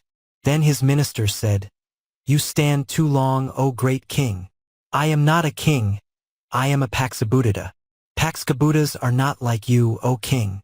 "Then what are they like?" "Their hair and beards are shaved. They are dressed in yellow robes. They are not attached to family or tribe. They are like clouds torn by wind or the moon's orb freed from Rahu, and they dwell on Himalaya in the Nandamula cave. Such, O king, are the Paksabuddhas." At that moment the king threw up his hand and touched his head, and instantly the marks of a householder disappeared, and the marks of a priest came into view. 3 robes, bowl, razor, needles, strainer, zone. A pious brother those 8 marks should own. The requisites, as they are called, of a priest became attached to his body. Standing in the air he preached to the multitude, and then went through the sky to the mountain cave Nandamula in the upper Himalaya. In the kingdom of Gandhara in the city Takasila, the king named Nagaji on a terrace, in the middle of a royal couch, saw a woman who had put a jeweled bracelet on each hand and was grinding perfume as she sat near. He thought, "These jeweled bracelets do not rub or jingle when separate," and so sat watching. Then she, putting the bracelet from the right hand on the left hand and collecting perfume with the right, began to grind it. The bracelet on the left hand rubbing against the other made a noise. The king observed that these 2 bracelets made a sound when rubbing against each other, and he thought, "That bracelet when separate touched nothing, it now touches the second and makes a noise." Just so living beings when separate do not touch or make a noise, when they become 2 or 3 they rub against each other and make a din. Now I rule the inhabitants in the 2 kingdoms of Kashmir and Gandhara, and I too ought to dwell like the single bracelet ruling myself and not ruling another. So making the rubbing of the bracelets his topic, seated as he was, he realized the 3 properties, attained spiritual insight, and gained Paksabuddhahood. The rest as before. In the kingdom of Videha, in the city of Mithila, the king, named Nimi, after breakfast, surrounded by his ministers, stood looking down at the street through an open window of the palace. A hawk, having taken some meat from the meat market, was flying up into the air. Some vultures or other birds, surrounding the hawk on each side, went on pecking it with their beaks, striking it with their wings and beating it with their feet, for the sake of the meat. Not enduring to be killed, the hawk dropped the flesh, another bird took it. The rest leaving the hawk fell on the other. When he relinquished it, a third took it, and they pecked him also in the same way. The king, seeing those birds, thought, "Whoever took the flesh, sorrow befell him. Whoever relinquished it, happiness befell him. Whoever takes the 5 pleasures of sense, sorrow befalls him, happiness the other man. These are common to many. Now I have 16,000 women. I ought to live in happiness leaving the 5 pleasures of sense, as the hawk relinquishing the morsel of flesh." Considering this wisely, standing as he was, he realized the 3 properties, attained spiritual insight, and reached the wisdom of Paksabuddhahood. The rest as before. In the kingdom of Uttarapankala, in the city of Kampila, the king, named Dhammaka, after breakfast, with all his ornaments and surrounded by his ministers, stood looking down on the palace yard from an open window. At the instant they opened the door of a cow pen. The bulls coming from the pen set upon one cow in lust, and one great bull with sharp horns, seeing another bull coming, possessed by the jealousy of lust, struck him in the thigh with his sharp horns. By the force of the blow his entrails came out, and so he died. The king, seeing this, thought, "Living beings from the state of beasts upwards reach sorrow from the power of lust. This bull through lust has reached death. Other beings also are disturbed by lust. I ought to abandon the lusts that disturb those beings." And so standing as he was, he realized the 3 properties, attained spiritual insight, and reached the wisdom of Paksabuddhahood. The rest as before. Then one day those 4 Paksabuddhas, considering that it was time for their rounds, left the Nandamula cave, having cleansed their teeth by chewing betel in the lake Anotada, and having attended to their needs in Manasila, they took the bowl and robe, and by magic flying in the air, and treading on clouds of the 5 colors, they alighted not far from a suburb of Benares. In a convenient spot they put on the robes, took the bowl, and entering the suburb they went the rounds for alms till they came to the Bodhisattva's house door. The Bodhisattva, seeing them, was delighted, and making them enter his house he made them sit on a seat prepared. He gave them water of respect and served them with excellent food, hard and soft. Then sitting on one side he saluted the eldest of them, saying, "Sir, your religious life appears very beautiful. Your senses are very calm, your complexion is very clear. What topic of thought made you take to the religious life and ordination?" And as he asked the eldest of them, so also he came up to the others and asked them. Then those four saying, "I was so and so, king of such and such a city in such and such a kingdom," and so on. In that way each told the causes of his retiring from the world and spoke one stanza each in order. "A mango in a forest did I see, full grown and dark, fruitful exceedingly. And for its fruit men did the mango break. 'Twas this inclined my heart the bowl to take. A bracelet, polished by a hand renowned, a woman wore on each wrist without sound. One touched the other and a noise did wake. 'Twas this inclined my heart the bowl to take. Birds in a flock a bird unfriended tore, who all alone a lump of carrion bore. The bird was smitten for the carrion's sake. 'Twas this inclined my heart the bowl to take. A bull in pride among his fellows paced. High rose his back, with strength and beauty graced. From lust he died. A horn his wound did make. 'Twas this inclined my heart the bowl to take." The Bodhisattva, hearing each stanza, said, "Good, sir, your topic is suitable," and so commended each Paksabuddha. And having listened to the discourse delivered by those four, he became disinclined to a householder's life. When the Paksabuddhas had departed, after breakfast seated at his ease, he called his wife and said, "Wife, those four Paksabuddhas left kingdoms to be brethren and now live owning nothing, without hindrance, in the bliss of the religious life, while I make a livelihood by earnings. What have I to do with a householder's life? You take the children and stay in the house." And he spoke two stanzas. Kalinga's king Karandu, Gandhara's Nagaji, Pankala's ruler Dhammaka, Videha's great Nimi, have left their thrones and live the life of brothers sinlessly. Here their godlike forms they show, each one like a blazing fire. Bhagavi, I too will go, leaving all that men desire. Hearing his words she said, "Husband, ever since I heard the discourse of the Paksabuddhas I too have no content in the house." And she spoke a stanza. "'Tis the appointed time, I know, better teachers may not be. Bhagava, I too will go, like a bird from hand set free." The Bodhisattva, hearing her words, was silent. Deceiving the Bodhisattva and wishing to take the religious life before him, she said, "Husband, I am going to the water tank, do you look after the children?" And taking a pot as if she had been going there, she went away. Coming to the ascetics outside the town, she was ordained by them. The Bodhisattva, finding that she did not return, attended to the children himself. Some time later, when they grew up a little and could understand for themselves, in order to teach them, when cooking rice he would cook one day a little hard and raw, one day a little underdone, one day well cooked, one day sodden, one day without salt, another with too much. The children said, "Father, the rice today is not boiled, today it is sodden, today well cooked. Today it is without salt, today it has too much salt." The Bodhisattva said, "Yes, dears," and thought, "These children now know what is raw and what is cooked, what has salt and what has none. They will be able to live in their own way. I ought to become ordained." Then showing them to their kinsfolk, he was ordained to the religious life, and dwelt outside the city. Then one day the female ascetic begging in Benares saw him and saluted him, saying, "Sir, it looks like you abandoned the children." The Bodhisattva said, "I don't abandon children. When they could understand for themselves, I became ordained. You were careless of them and pleased yourself by being ordained." And so he spoke the last stanza, "Having seen they could distinguish salt from saltless, boiled from raw, I became a brother. Leave me, we can follow each the law." So exhorting the female ascetic, he took leave of her. She, taking the exhortation, saluted the Bodhisattva and went to a place that pleased her. After that day they never saw each other. The Bodhisattva, reaching supernatural knowledge, became destined to the Brahma heaven. After the lesson, the master declared the truths and identified the birth. After the truths, 500 brothers were established in sainthood.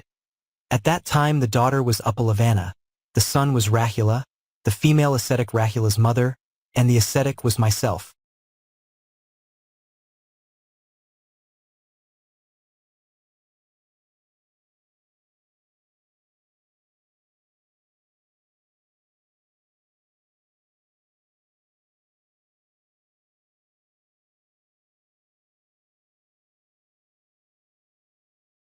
Stories of the Buddha's Former Births.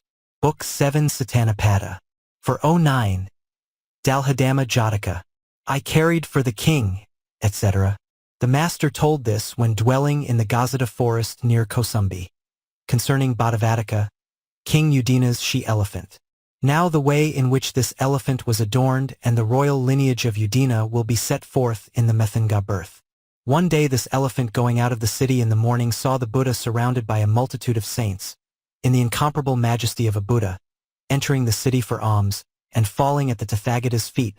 With lamentation she prayed to him, saying, Lord who knowest all, Savior of the whole world, when I was young and able to do work, Udina, the rightful king, loved me, saying, My life and kingdom and queen are all due to her, and gave me great honor, adorning me with all ornaments. He had my stall smeared with perfumed earth and colored hangings put round it, and a lamp lit with perfumed oil and a dish of incense set there. He had a golden pot set on my dunghill and made me stand on a colored carpet, and gave me royal food of many choice flavors.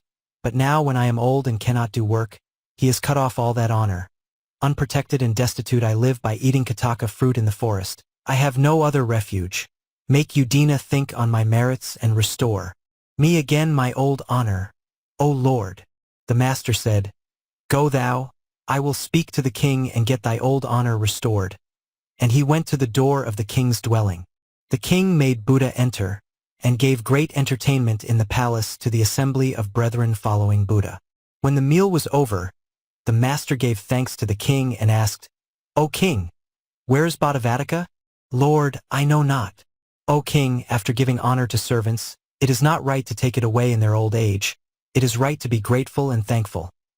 Baka-Brahma is now old, she is worn with age and unprotected, and she lives by eating Jataka fruit in the wood. It is not meet for you to leave her unprotected in her old age. So telling Baka-Brahma's merits and saying, Restore all her former honors, he departed. The king did so. It was spread over the whole city that the former honor was restored because the Buddha had told her merits. This became known in the assembly of the brethren, and the brethren discussed it in their meeting. The master, coming and hearing that this was their subject, said, Brethren, this is not the first time that the Buddha has by telling her merits got her former honors restored. And he told the tale of old. Once upon a time there was a king named Dalhadhamma reigning in Benares. At that time the Bodhisattva was born in a minister's family, and when he grew up he served the king. He received much honor from the king, and stood in the place of the most valued minister. The king had a certain she-elephant, endowed with might and very strong. She went 100 leagues in one day.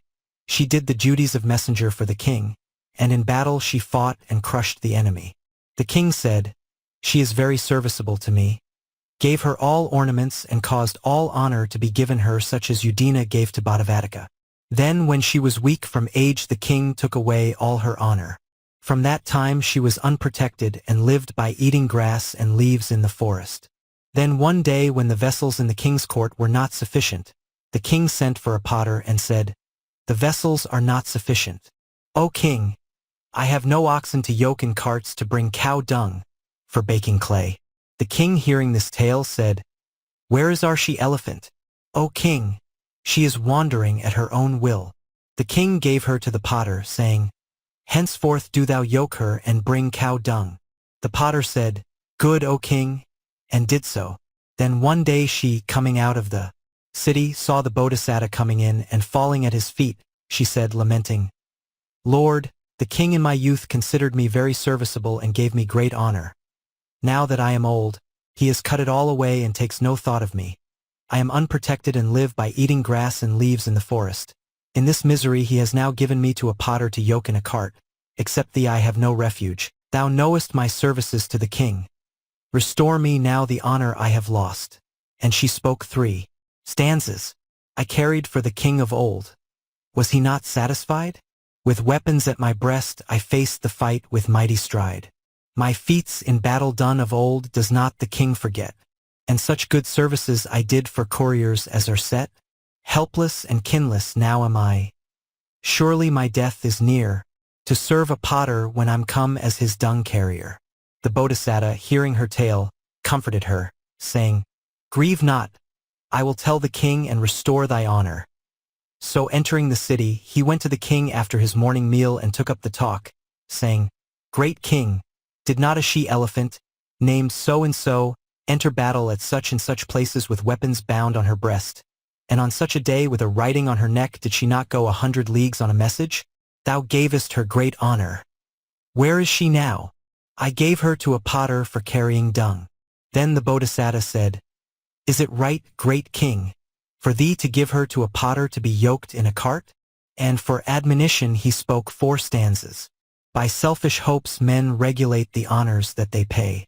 As you the elephant, they throw the outworn slave away. Good deeds and services received whenever men forget.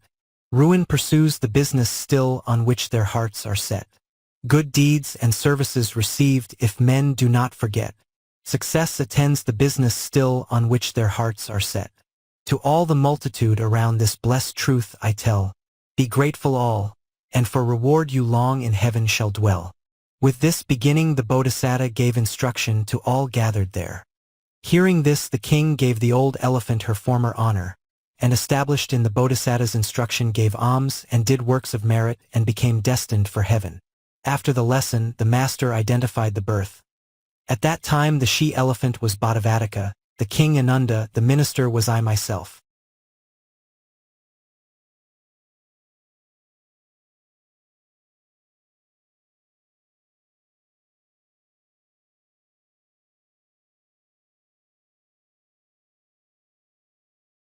Stories of the Buddha's Former Births. Book 7 Sutana Jataka. For 10. Somadatta Jataka. Deep in the wood, etc. The master told this while dwelling at Jetavana, about a certain old brother. The story was that this brother ordained a novice, who waited on him but soon died of a fatal disease. The old man went about weeping and wailing for his death. Seeing him, the brethren began to talk in the hall of truth. "Sirs, this old brother goes about weeping and wailing for the novice's death. He must surely have neglected the meditation on death." The master came, and hearing the subject of their talk, he said, "Brethren, this is not the first time this man is weeping for the other's death." And so he told the old tale. Once upon a time, when Brahmadatta was reigning in Benares, the Bodhisattva was Sakka. A certain wealthy Brahmin, living in Benares, left the world, and became an ascetic in the Himalaya, living by picking up roots and fruits in the forest. One day, searching for wild fruits, he saw an elephant calf and took it to his hermitage. He made as if it were his own son, calling it Somadatta, and tended it with food of grass and leaves. The elephant grew up to be great. But one day he took much food and fell sick of a surfeit. The ascetic took him inside the hermitage and went to get wild fruits. But before he came back the young elephant died. Coming back with his fruits, the ascetic thought, "On other days my child comes to meet me, but not today. What is the matter with him?" So he lamented and spoke the first stanza. "Deep in the wood he'd meet me, but today, no elephant I see. Where does he stray?" With this lament, he saw the elephant lying at the end of the covered walk, and taking him round the neck, he spoke the second stanza in lamentation. "'Tis he that lies in death cut down as a tender shoot is shred. Low on the ground he lies. Alas, my elephant is dead." At the instant Sakka, surveying the world, thought, "This ascetic left wife and child for religion. Now he is lamenting the young elephant whom he called his son. I will rouse him and make him think." And so coming to the hermitage he stood in the air and spoke the third stanza. "To sorrow for the dead doth ill become. The lone ascetic, freed from ties of home." Hearing this, the ascetic spoke the fourth stanza. "Should man with beast consort, O Sakka, grief? For a lost playmate finds in tears relief."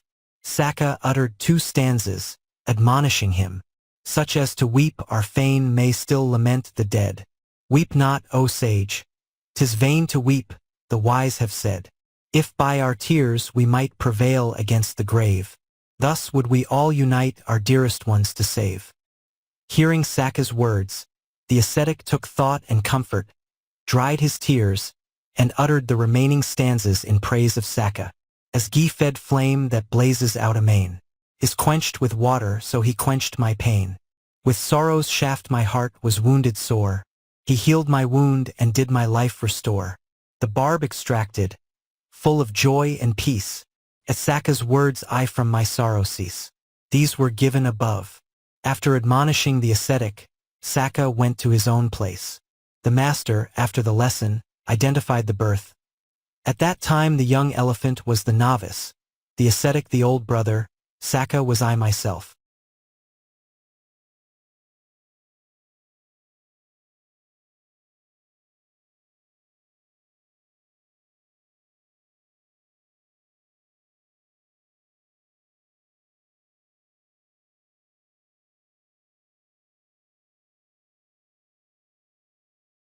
Stories of the Buddha's Former Births. Book 7 Sutana Jataka. 411. Susima Jataka. Heretofore the hares, etc.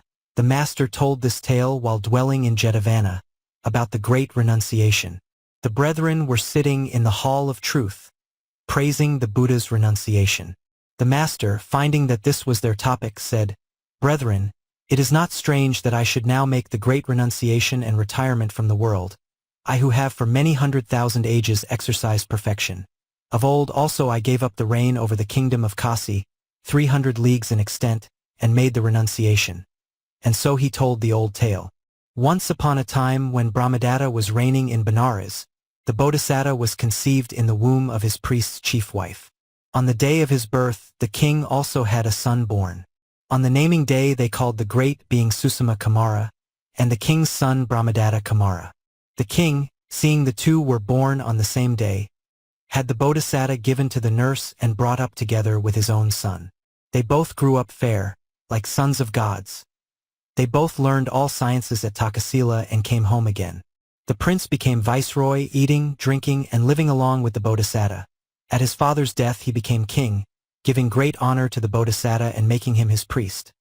One day he adorned the city, and decked like Saka, king of gods, he went round the city in procession, seated on the shoulder of a royal elephant in his pride, equal to Aravana, with the Bodhisattva behind on the elephant's back. The queen mother, looking out from the royal window to see her son, saw the priest behind him as he came back from the procession. She fell in love with him and entering her chamber thought, If I cannot win him, I shall die here. So she left her food and lay there. The king, not seeing her, asked after her. When he heard she was ill, he went to her and asked with respect what ailed her. She would not tell for shame. He sat on the royal throne, and sent his own chief queen to find what ailed his mother. She went and asked, stroking the queen mother's back. Women do not hide secrets from women. And the secret was told. The queen went and told the king. He said, Well, go and comfort her. I will make the priest king and make her his chief queen. She went and comforted her. The king sent for the priest and told him the matter. Friend, save my mother's life. Thou shalt be king, she thy chief queen, I viceroy. The priest said, It cannot be, but being asked again he consented. And the king made the priest king, the queen mother chief queen, and himself viceroy. They lived all in harmony together, but the Bodhisattva pined amid a householder's life. He left desires and leaned to a religious life. Careless of the pleasures of sense he stood and sat and lay alone, like a man bound in jail or a cock in a cage. The chief queen thought, The king avoids me, he stands and sits and lies alone. He is young and fresh, I am old and have gray hairs. What if I were to tell him a story that he has one gray hair, make him believe it and seek my company? One day, as if cleaning the king's head, she said, Your Majesty is getting old. There is a gray hair on your head. Pull it out and put it in my hand. She pulled a hair out, but threw it away and put into his hand one of her own gray hairs. When he saw it, fear of death made the sweat start from his forehead, though it was like a plate of gold. He admonished himself, saying, Susima, you have become old in your youth. All this time sunk in the mud of desire, like a village pig wallowing in filth and mire, you cannot leave it. Quit desires and become an ascetic in the Himalaya. It is high time for the religious life. And with this thought, he uttered the first stanza. Heretofore the hairs were dark, clustering about my brow. White today, Susima. Mark, time for religion now. So the Bodhisattva praised the religious life. But the queen saw she had caused him to leave her instead of loving her, and in fear, wishing to keep him from the religious life by praising his body, she uttered 2 stanzas. Mine, not thine, the silvered hair. Mine the head from which it came. For thy good the lie I dare. One such fault forbear to blame. Thou art young and fair to see, like a tender plant in spring. Keep thy kingdom. Smile on me. Seek not now what age will bring. But the Bodhisattva said, Lady, you tell of what must come. As age ripens, these dark hairs must turn and become pale like beetle. I see the change and breaking up of body that comes in years, in the ripening of age, to royal maids and all the rest, though they are tender as a wreath of blue lotus flowers, fair as gold, and drunken with the pride of their glorious youth. Such, lady, is the dreary end of living beings. And moreover, showing the truth with the charm of a Buddha, he uttered 2 stanzas. I have marked the youthful maid, swaying like the tender stalk, in her pride of form arrayed. Men are witched where'er she walk. 'Tis the same one I have scanned. 80, 90 years have passed. Quivering, palsied, staff in hand, bent like rafter tree at last. In this stanza the great being showed the misery of beauty, and now declared his discontent with the householder's life. Such the thoughts I ponder o'er. Lonely nights the thoughts allow. Layman's life I love no more. Time for religion now. Delight in layman's life is a weak stay. The wise man cuts it off and goes his way, renouncing joys of sense and all their sway. Thus declaring both the delight and misery of desires, he showed the truth with all a Buddha's charm. He sent for his friend and made him take the kingdom again. He left his majesty and power amid the loud lamentations of kinsmen and friends. He became an ascetic sage in the Himalaya, and entering on the ecstasy of meditation, became destined for the world of Brahma. After the lesson, the master declared the truths, and giving the drink of ambrosia to many, he identified the birth. At that time the chief queen was the mother of Rahula, the king was Ananda, and King Susima was I myself.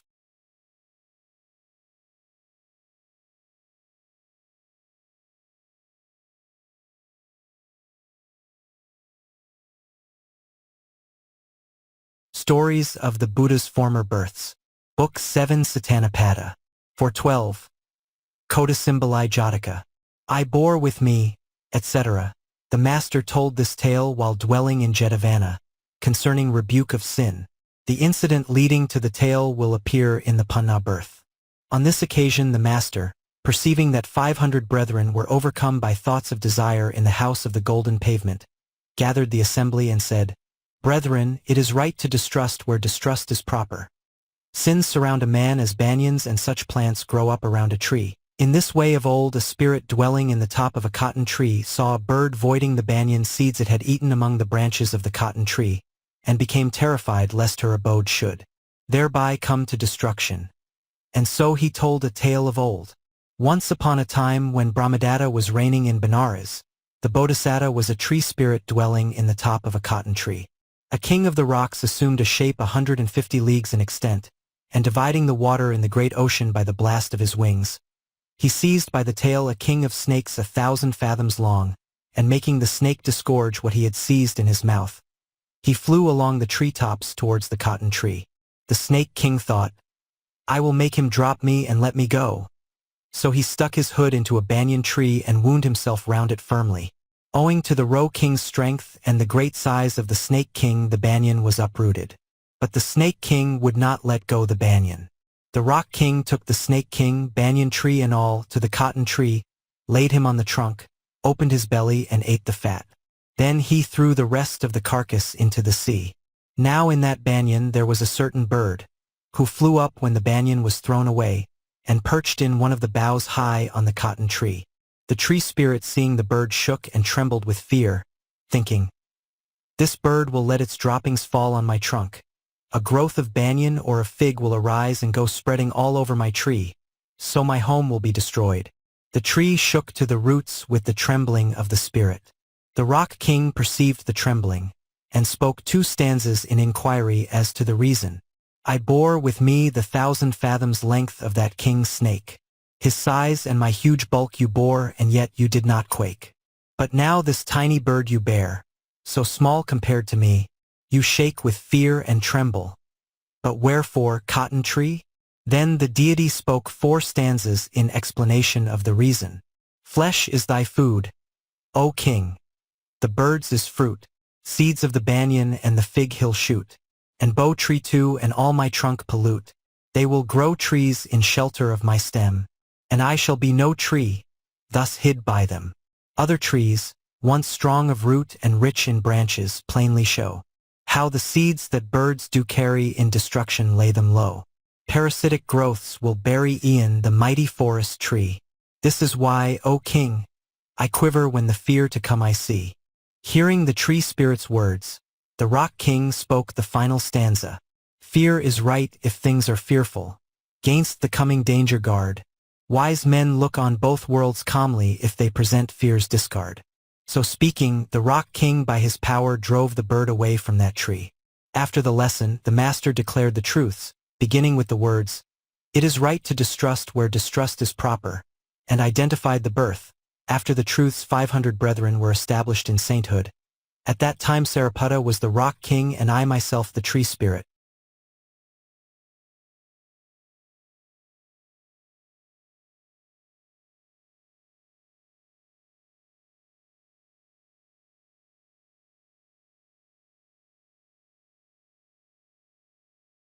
Stories of the Buddha's Former Births. Book 7 Sutana Jataka. For 13. Dhumakari Jataka. The righteous king, etc. The master told this tale while dwelling in Jetavana, concerning the Kosala king's favor to a stranger. At one time, the story goes, that king showed no favor to his old warriors who came to him in the usual way, but gave honor and hospitality to strangers coming for the first time. He went to fight in a disturbed frontier province. But his old warriors would not fight, thinking that the new corners who were in favor would do so, and the new corners would not, thinking that the old warriors would. The rebels prevailed. The king, knowing that his defeat was owing to the mistake he had made in showing favor to newcomers, returned to Savatthi. He resolved to ask the Lord of Wisdom whether he was the only king who had ever been defeated for that reason. So after the morning meal he went to Jetavana and put the question to the master. The master answered, "Great king, yours is not the only case. Former kings also were defeated by reason of the favor they showed to new corners." And so, at the king's request, he told an old tale. Once upon a time in the city of Indapatana, in the kingdom of the Kurus, a king was reigning named Dhananjaya, of the race of Udithala. The Bodhisattva was born in the house of his family priest. When he grew up, he learned all the arts at Takasila. He returned to Indapatana, and at his father's death he became family priest to the king and his counselor in things temporal and spiritual. His name was called Vidhurapandita. King Dhananjaya disregarded his old soldiers and showed favor to newcomers. He went to fight in a disturbed frontier province. But neither his old warriors nor the newcomers would fight, each thinking the other party would see to the matter. The king was defeated. On his return to Indapatana, he reflected that his defeat was due to the favor he had shown to newcomers. One day he thought, "Am I the only king who has ever been defeated through favor shown to new corners? Or have others had the same fate before? I will ask Vidhurapandita." So he put the question to Vidhurapandita when he came to the king's levee. The master, declaring the reason of his question, spoke half a stanza.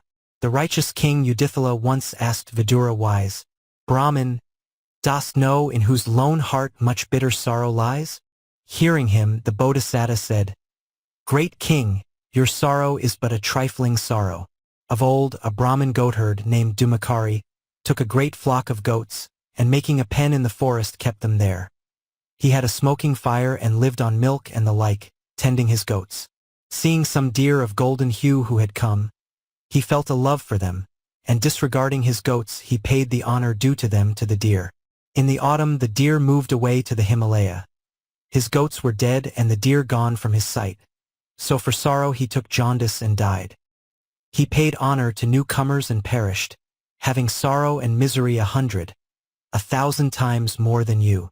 Bringing forward this instance, he said, "A Brahmin with a flock of goats, of high Vasita's race, kept smoking fire by night and day in forest dwelling place.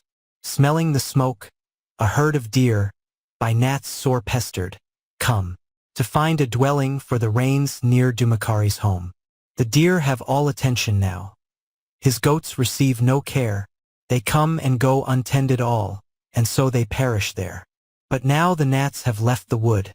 The autumn's clear of rain. The deer must seek the mountain heights and river springs again.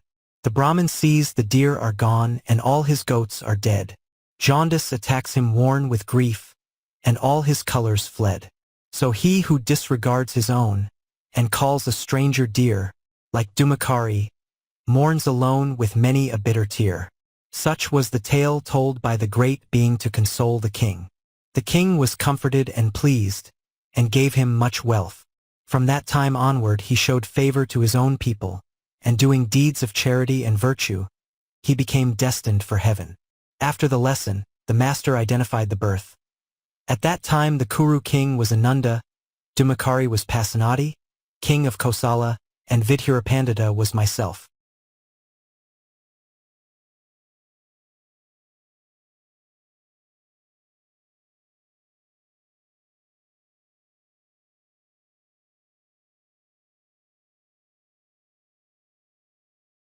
Stories of the Buddha's Former Births. Book 7 Sutana Jataka. 414. Jagara Jataka. Who is it that wakes, etc. The master told this tale while dwelling in Jetavana, concerning a certain lay brother.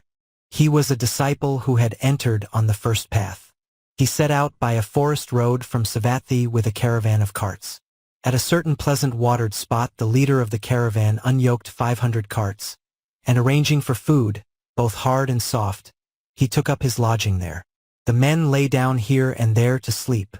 The lay brother practiced perambulation at the root of a tree near the leader of the caravan. 500 robbers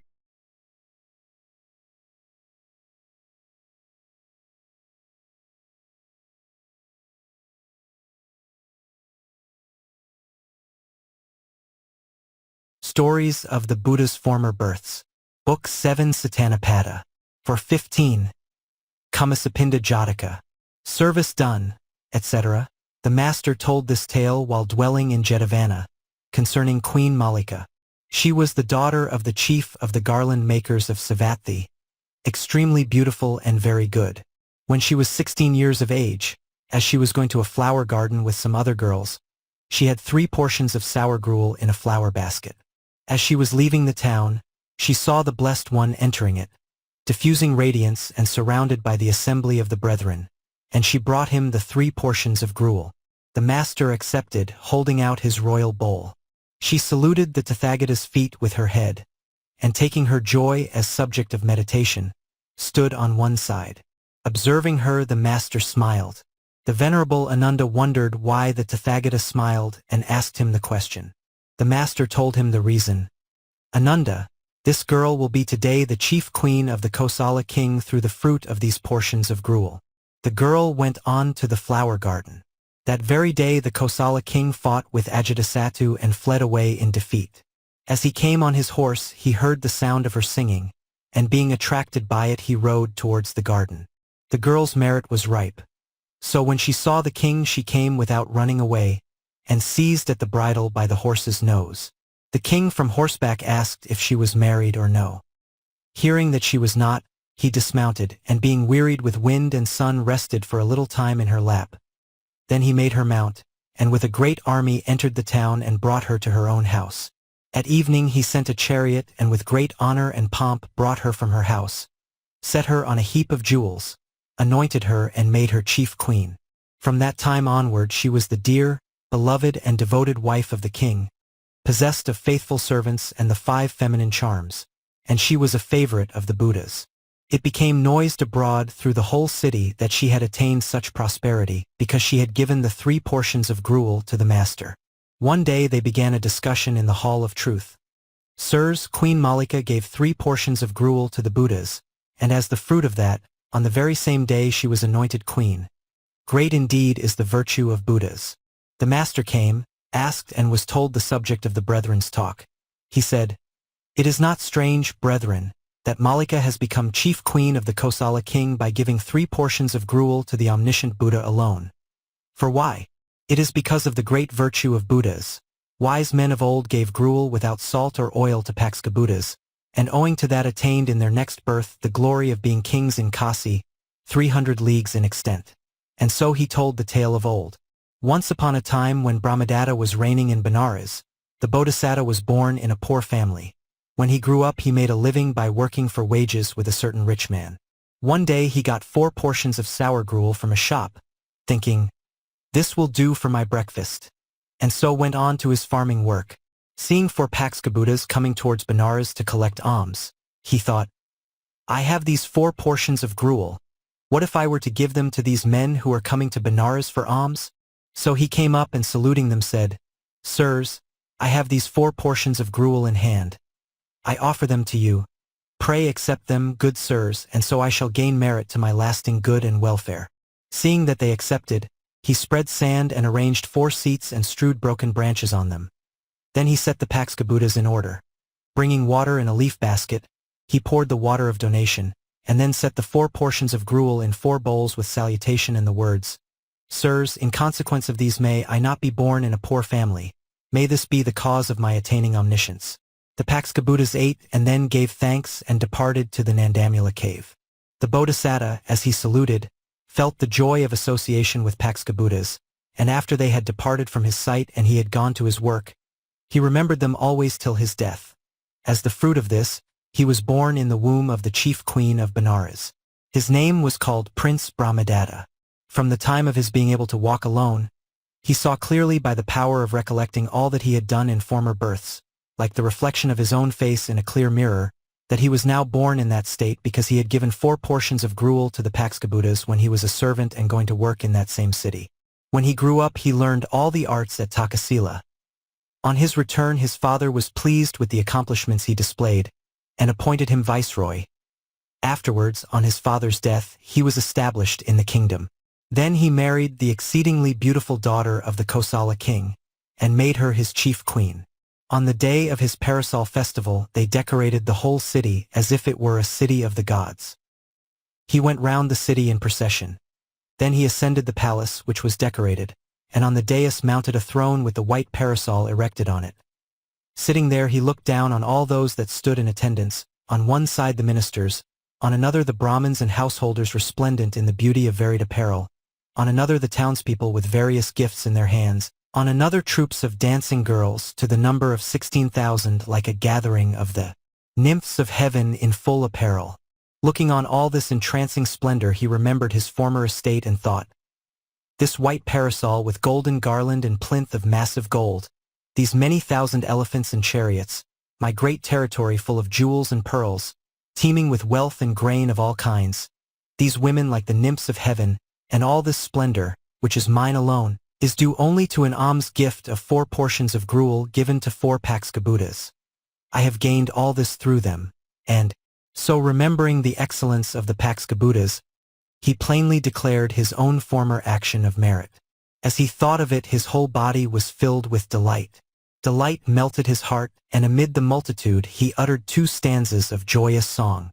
Service done to Buddhas high, ne'er, they say, is reckoned cheap. Alms of gruel, saltless, dry, bring me this reward to reap. Elephant and horse and kine, gold and corn and all the land, troops of girls with form divine, alms have brought them to my hand. So the Bodhisattva in his joy and delight on the day of his parasol ceremony sang the song of joy in 2 stanzas. From that time onward they were called the king's favorite song, and all sung them, the Bodhisattva's dancing girls, his other dancers and musicians, his people in the palace, the townsfolk and those in ministerial circles. After a long time had passed, the chief queen became anxious to know the meaning of the song, but she durst not ask the great being. One day the king was pleased with some quality of hers and said, "Lady, I will give you a boon. Accept a boon." "It is well, O king, I accept. What shall I give you? Elephants, horses, or the like?" "O king, through your grace I lack nothing. I have no need of such things. But if you wish to give me a boon, give it by telling me the meaning of your song." "Lady, what need have you of that boon? Accept something else." "O king, I have no need of anything else. It is that I will accept." "Well, lady, I will tell it, but not as a secret to you alone. I will send a drum round the whole 12 leagues of Benares, I will make a jeweled pavilion at my palace door and arrange there a jeweled throne. On it I will sit amidst ministers, Brahmins and other people of the city, and the 16,000 women, and there tell the tale." She agreed. The king had all done as he said, and then sat on the throne amidst a great multitude, like Saka amidst the company of the gods. The queen too, with all her ornaments, set a golden chair of ceremony and sat in an appropriate place on one side, and looking with a side glance she said, "O king, tell and explain to me, as if causing the moon to arise in the sky, the meaning of the song of joy you sang in your delight." And so she spoke the third stanza, "Glorious and righteous king, many a time the song you sing, in exceeding joy of heart, pray to me the cause impart." The great being declaring the meaning of the song spoke 4 stanzas. "This the city but the station different in my previous birth. Servant was I to another, hireling, but of honest worth.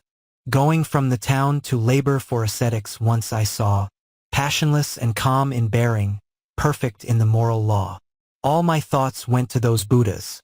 As they sat beneath the tree, with my hands I brought them gruel, offering of piety. Such the virtuous deed of merit. Lo, the fruit I reap today, all the kingly state and riches, all the land beneath my sway." When she heard the great being thus fully explaining the fruit of his action, the queen said joyfully, "Great king, if you discern so visibly the fruits of charitable giving, from this day forward take a portion of rice and do not eat yourself until you have given it to righteous priests and Brahmins." And she spoke a stanza in praise of the Bodhisattva. "Eat do alms remembering, set the wheel of right to roll, flee injustice, mighty king, righteously thy realm control." The great being, accepting what she said, spoke a stanza, "Still I make that road my own, walking in the path of right, where the good, fair queen have gone. Saints are pleasant to my sight."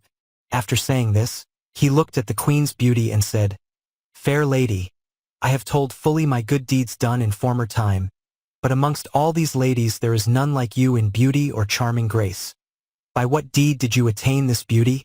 And he spoke a stanza, "Lady, like a nymph of heaven, you the crowd of maids outshine. For what gracious deed was given?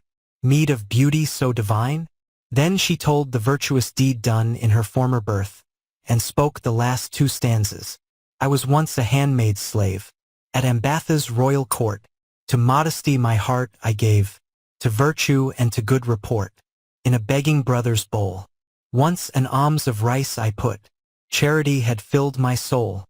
Such the deed, and lo, the fruit." She too, it is said, spoke with accurate knowledge and remembrance of past births. So both fully declared their past deeds, and from that day they had 6 halls of charity built at the 4 gates, in the center of the city and at the palace door, and stirring up all India they gave great gifts, kept the moral duties and the holy days, and at the end of their lives became destined for heaven. At the end of the lesson, the master identified the birth. At that time the queen was the mother of Rahula, and the king was myself.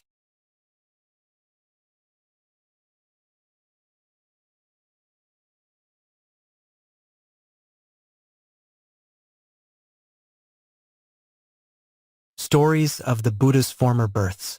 Book 7 Sutana Jataka. Verse 16. Parantapa Jataka.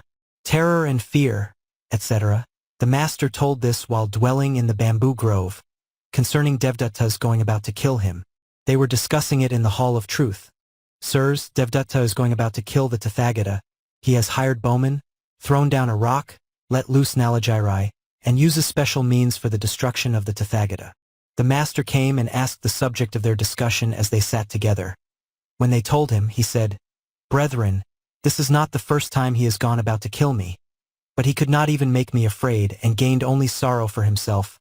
And so he told the tale of old. Once upon a time when Brahmadatta was reigning in Benares, the Bodhisattva was born as the son of his chief queen.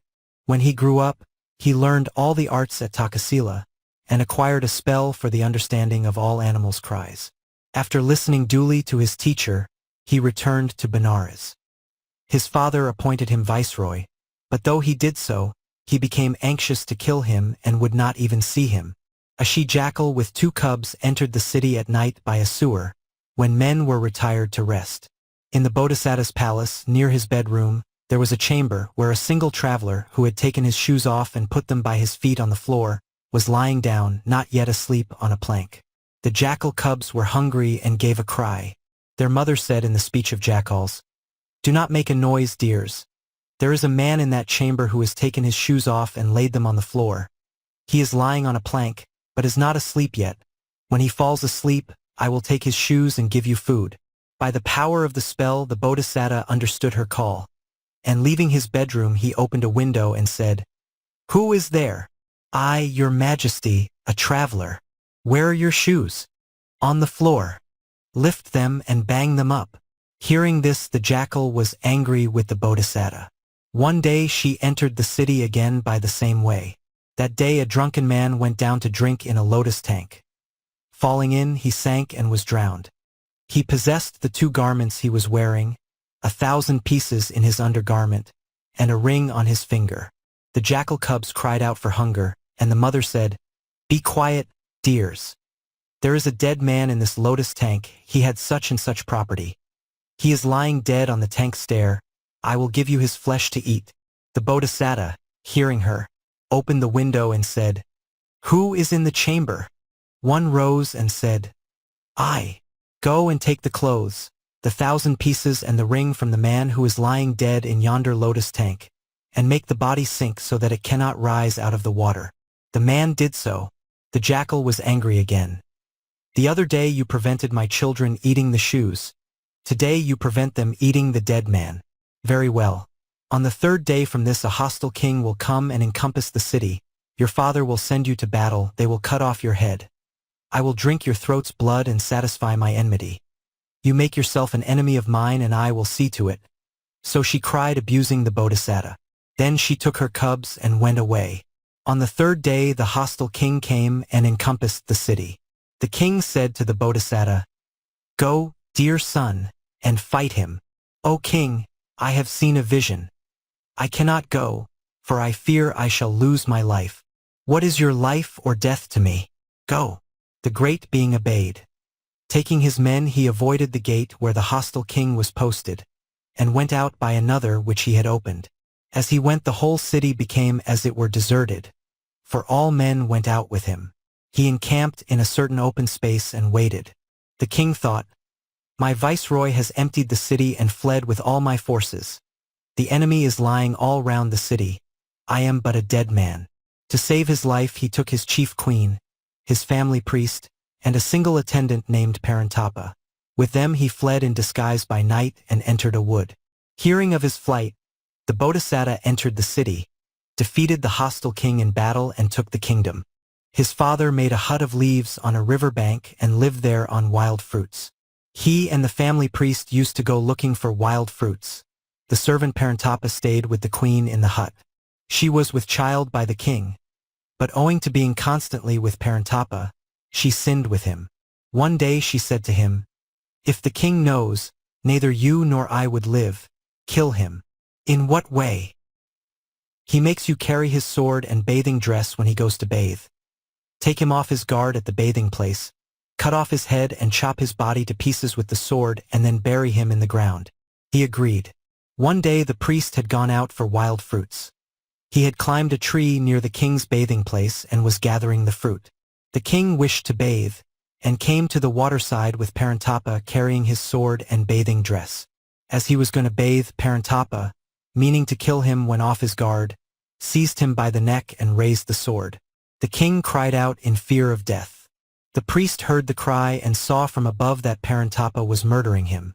But he was in great terror, and slipping down from his branch in the tree, he hid in a thicket. Parantapa heard the noise he made as he slipped down, and after killing and burying the king he thought, "There was a noise of slipping from a branch thereabouts. Who is there?" But seeing no man, he bathed and went away. Then the priest came out of his hiding place.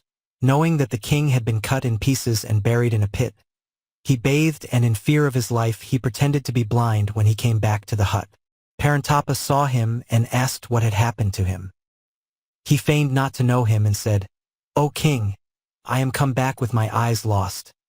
I was standing by an ant hill in a wood full of serpents, and the breath of some venomous serpent must have fallen on me. Parantapa thought the priest was addressing him as king in ignorance, and to put his mind at rest he said, "Brahmin, never mind, I will take care of you," and so comforted him and gave him plenty of wild fruits.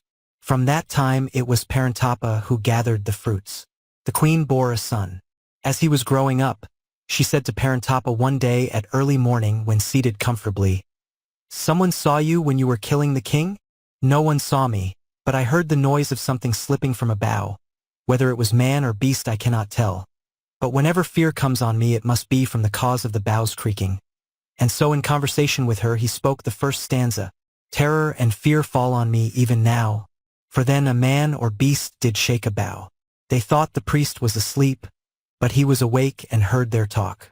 One day, when Parantapa had gone for wild fruits, the priest remembered his Brahmin wife and spoke the second stanza in lamentation.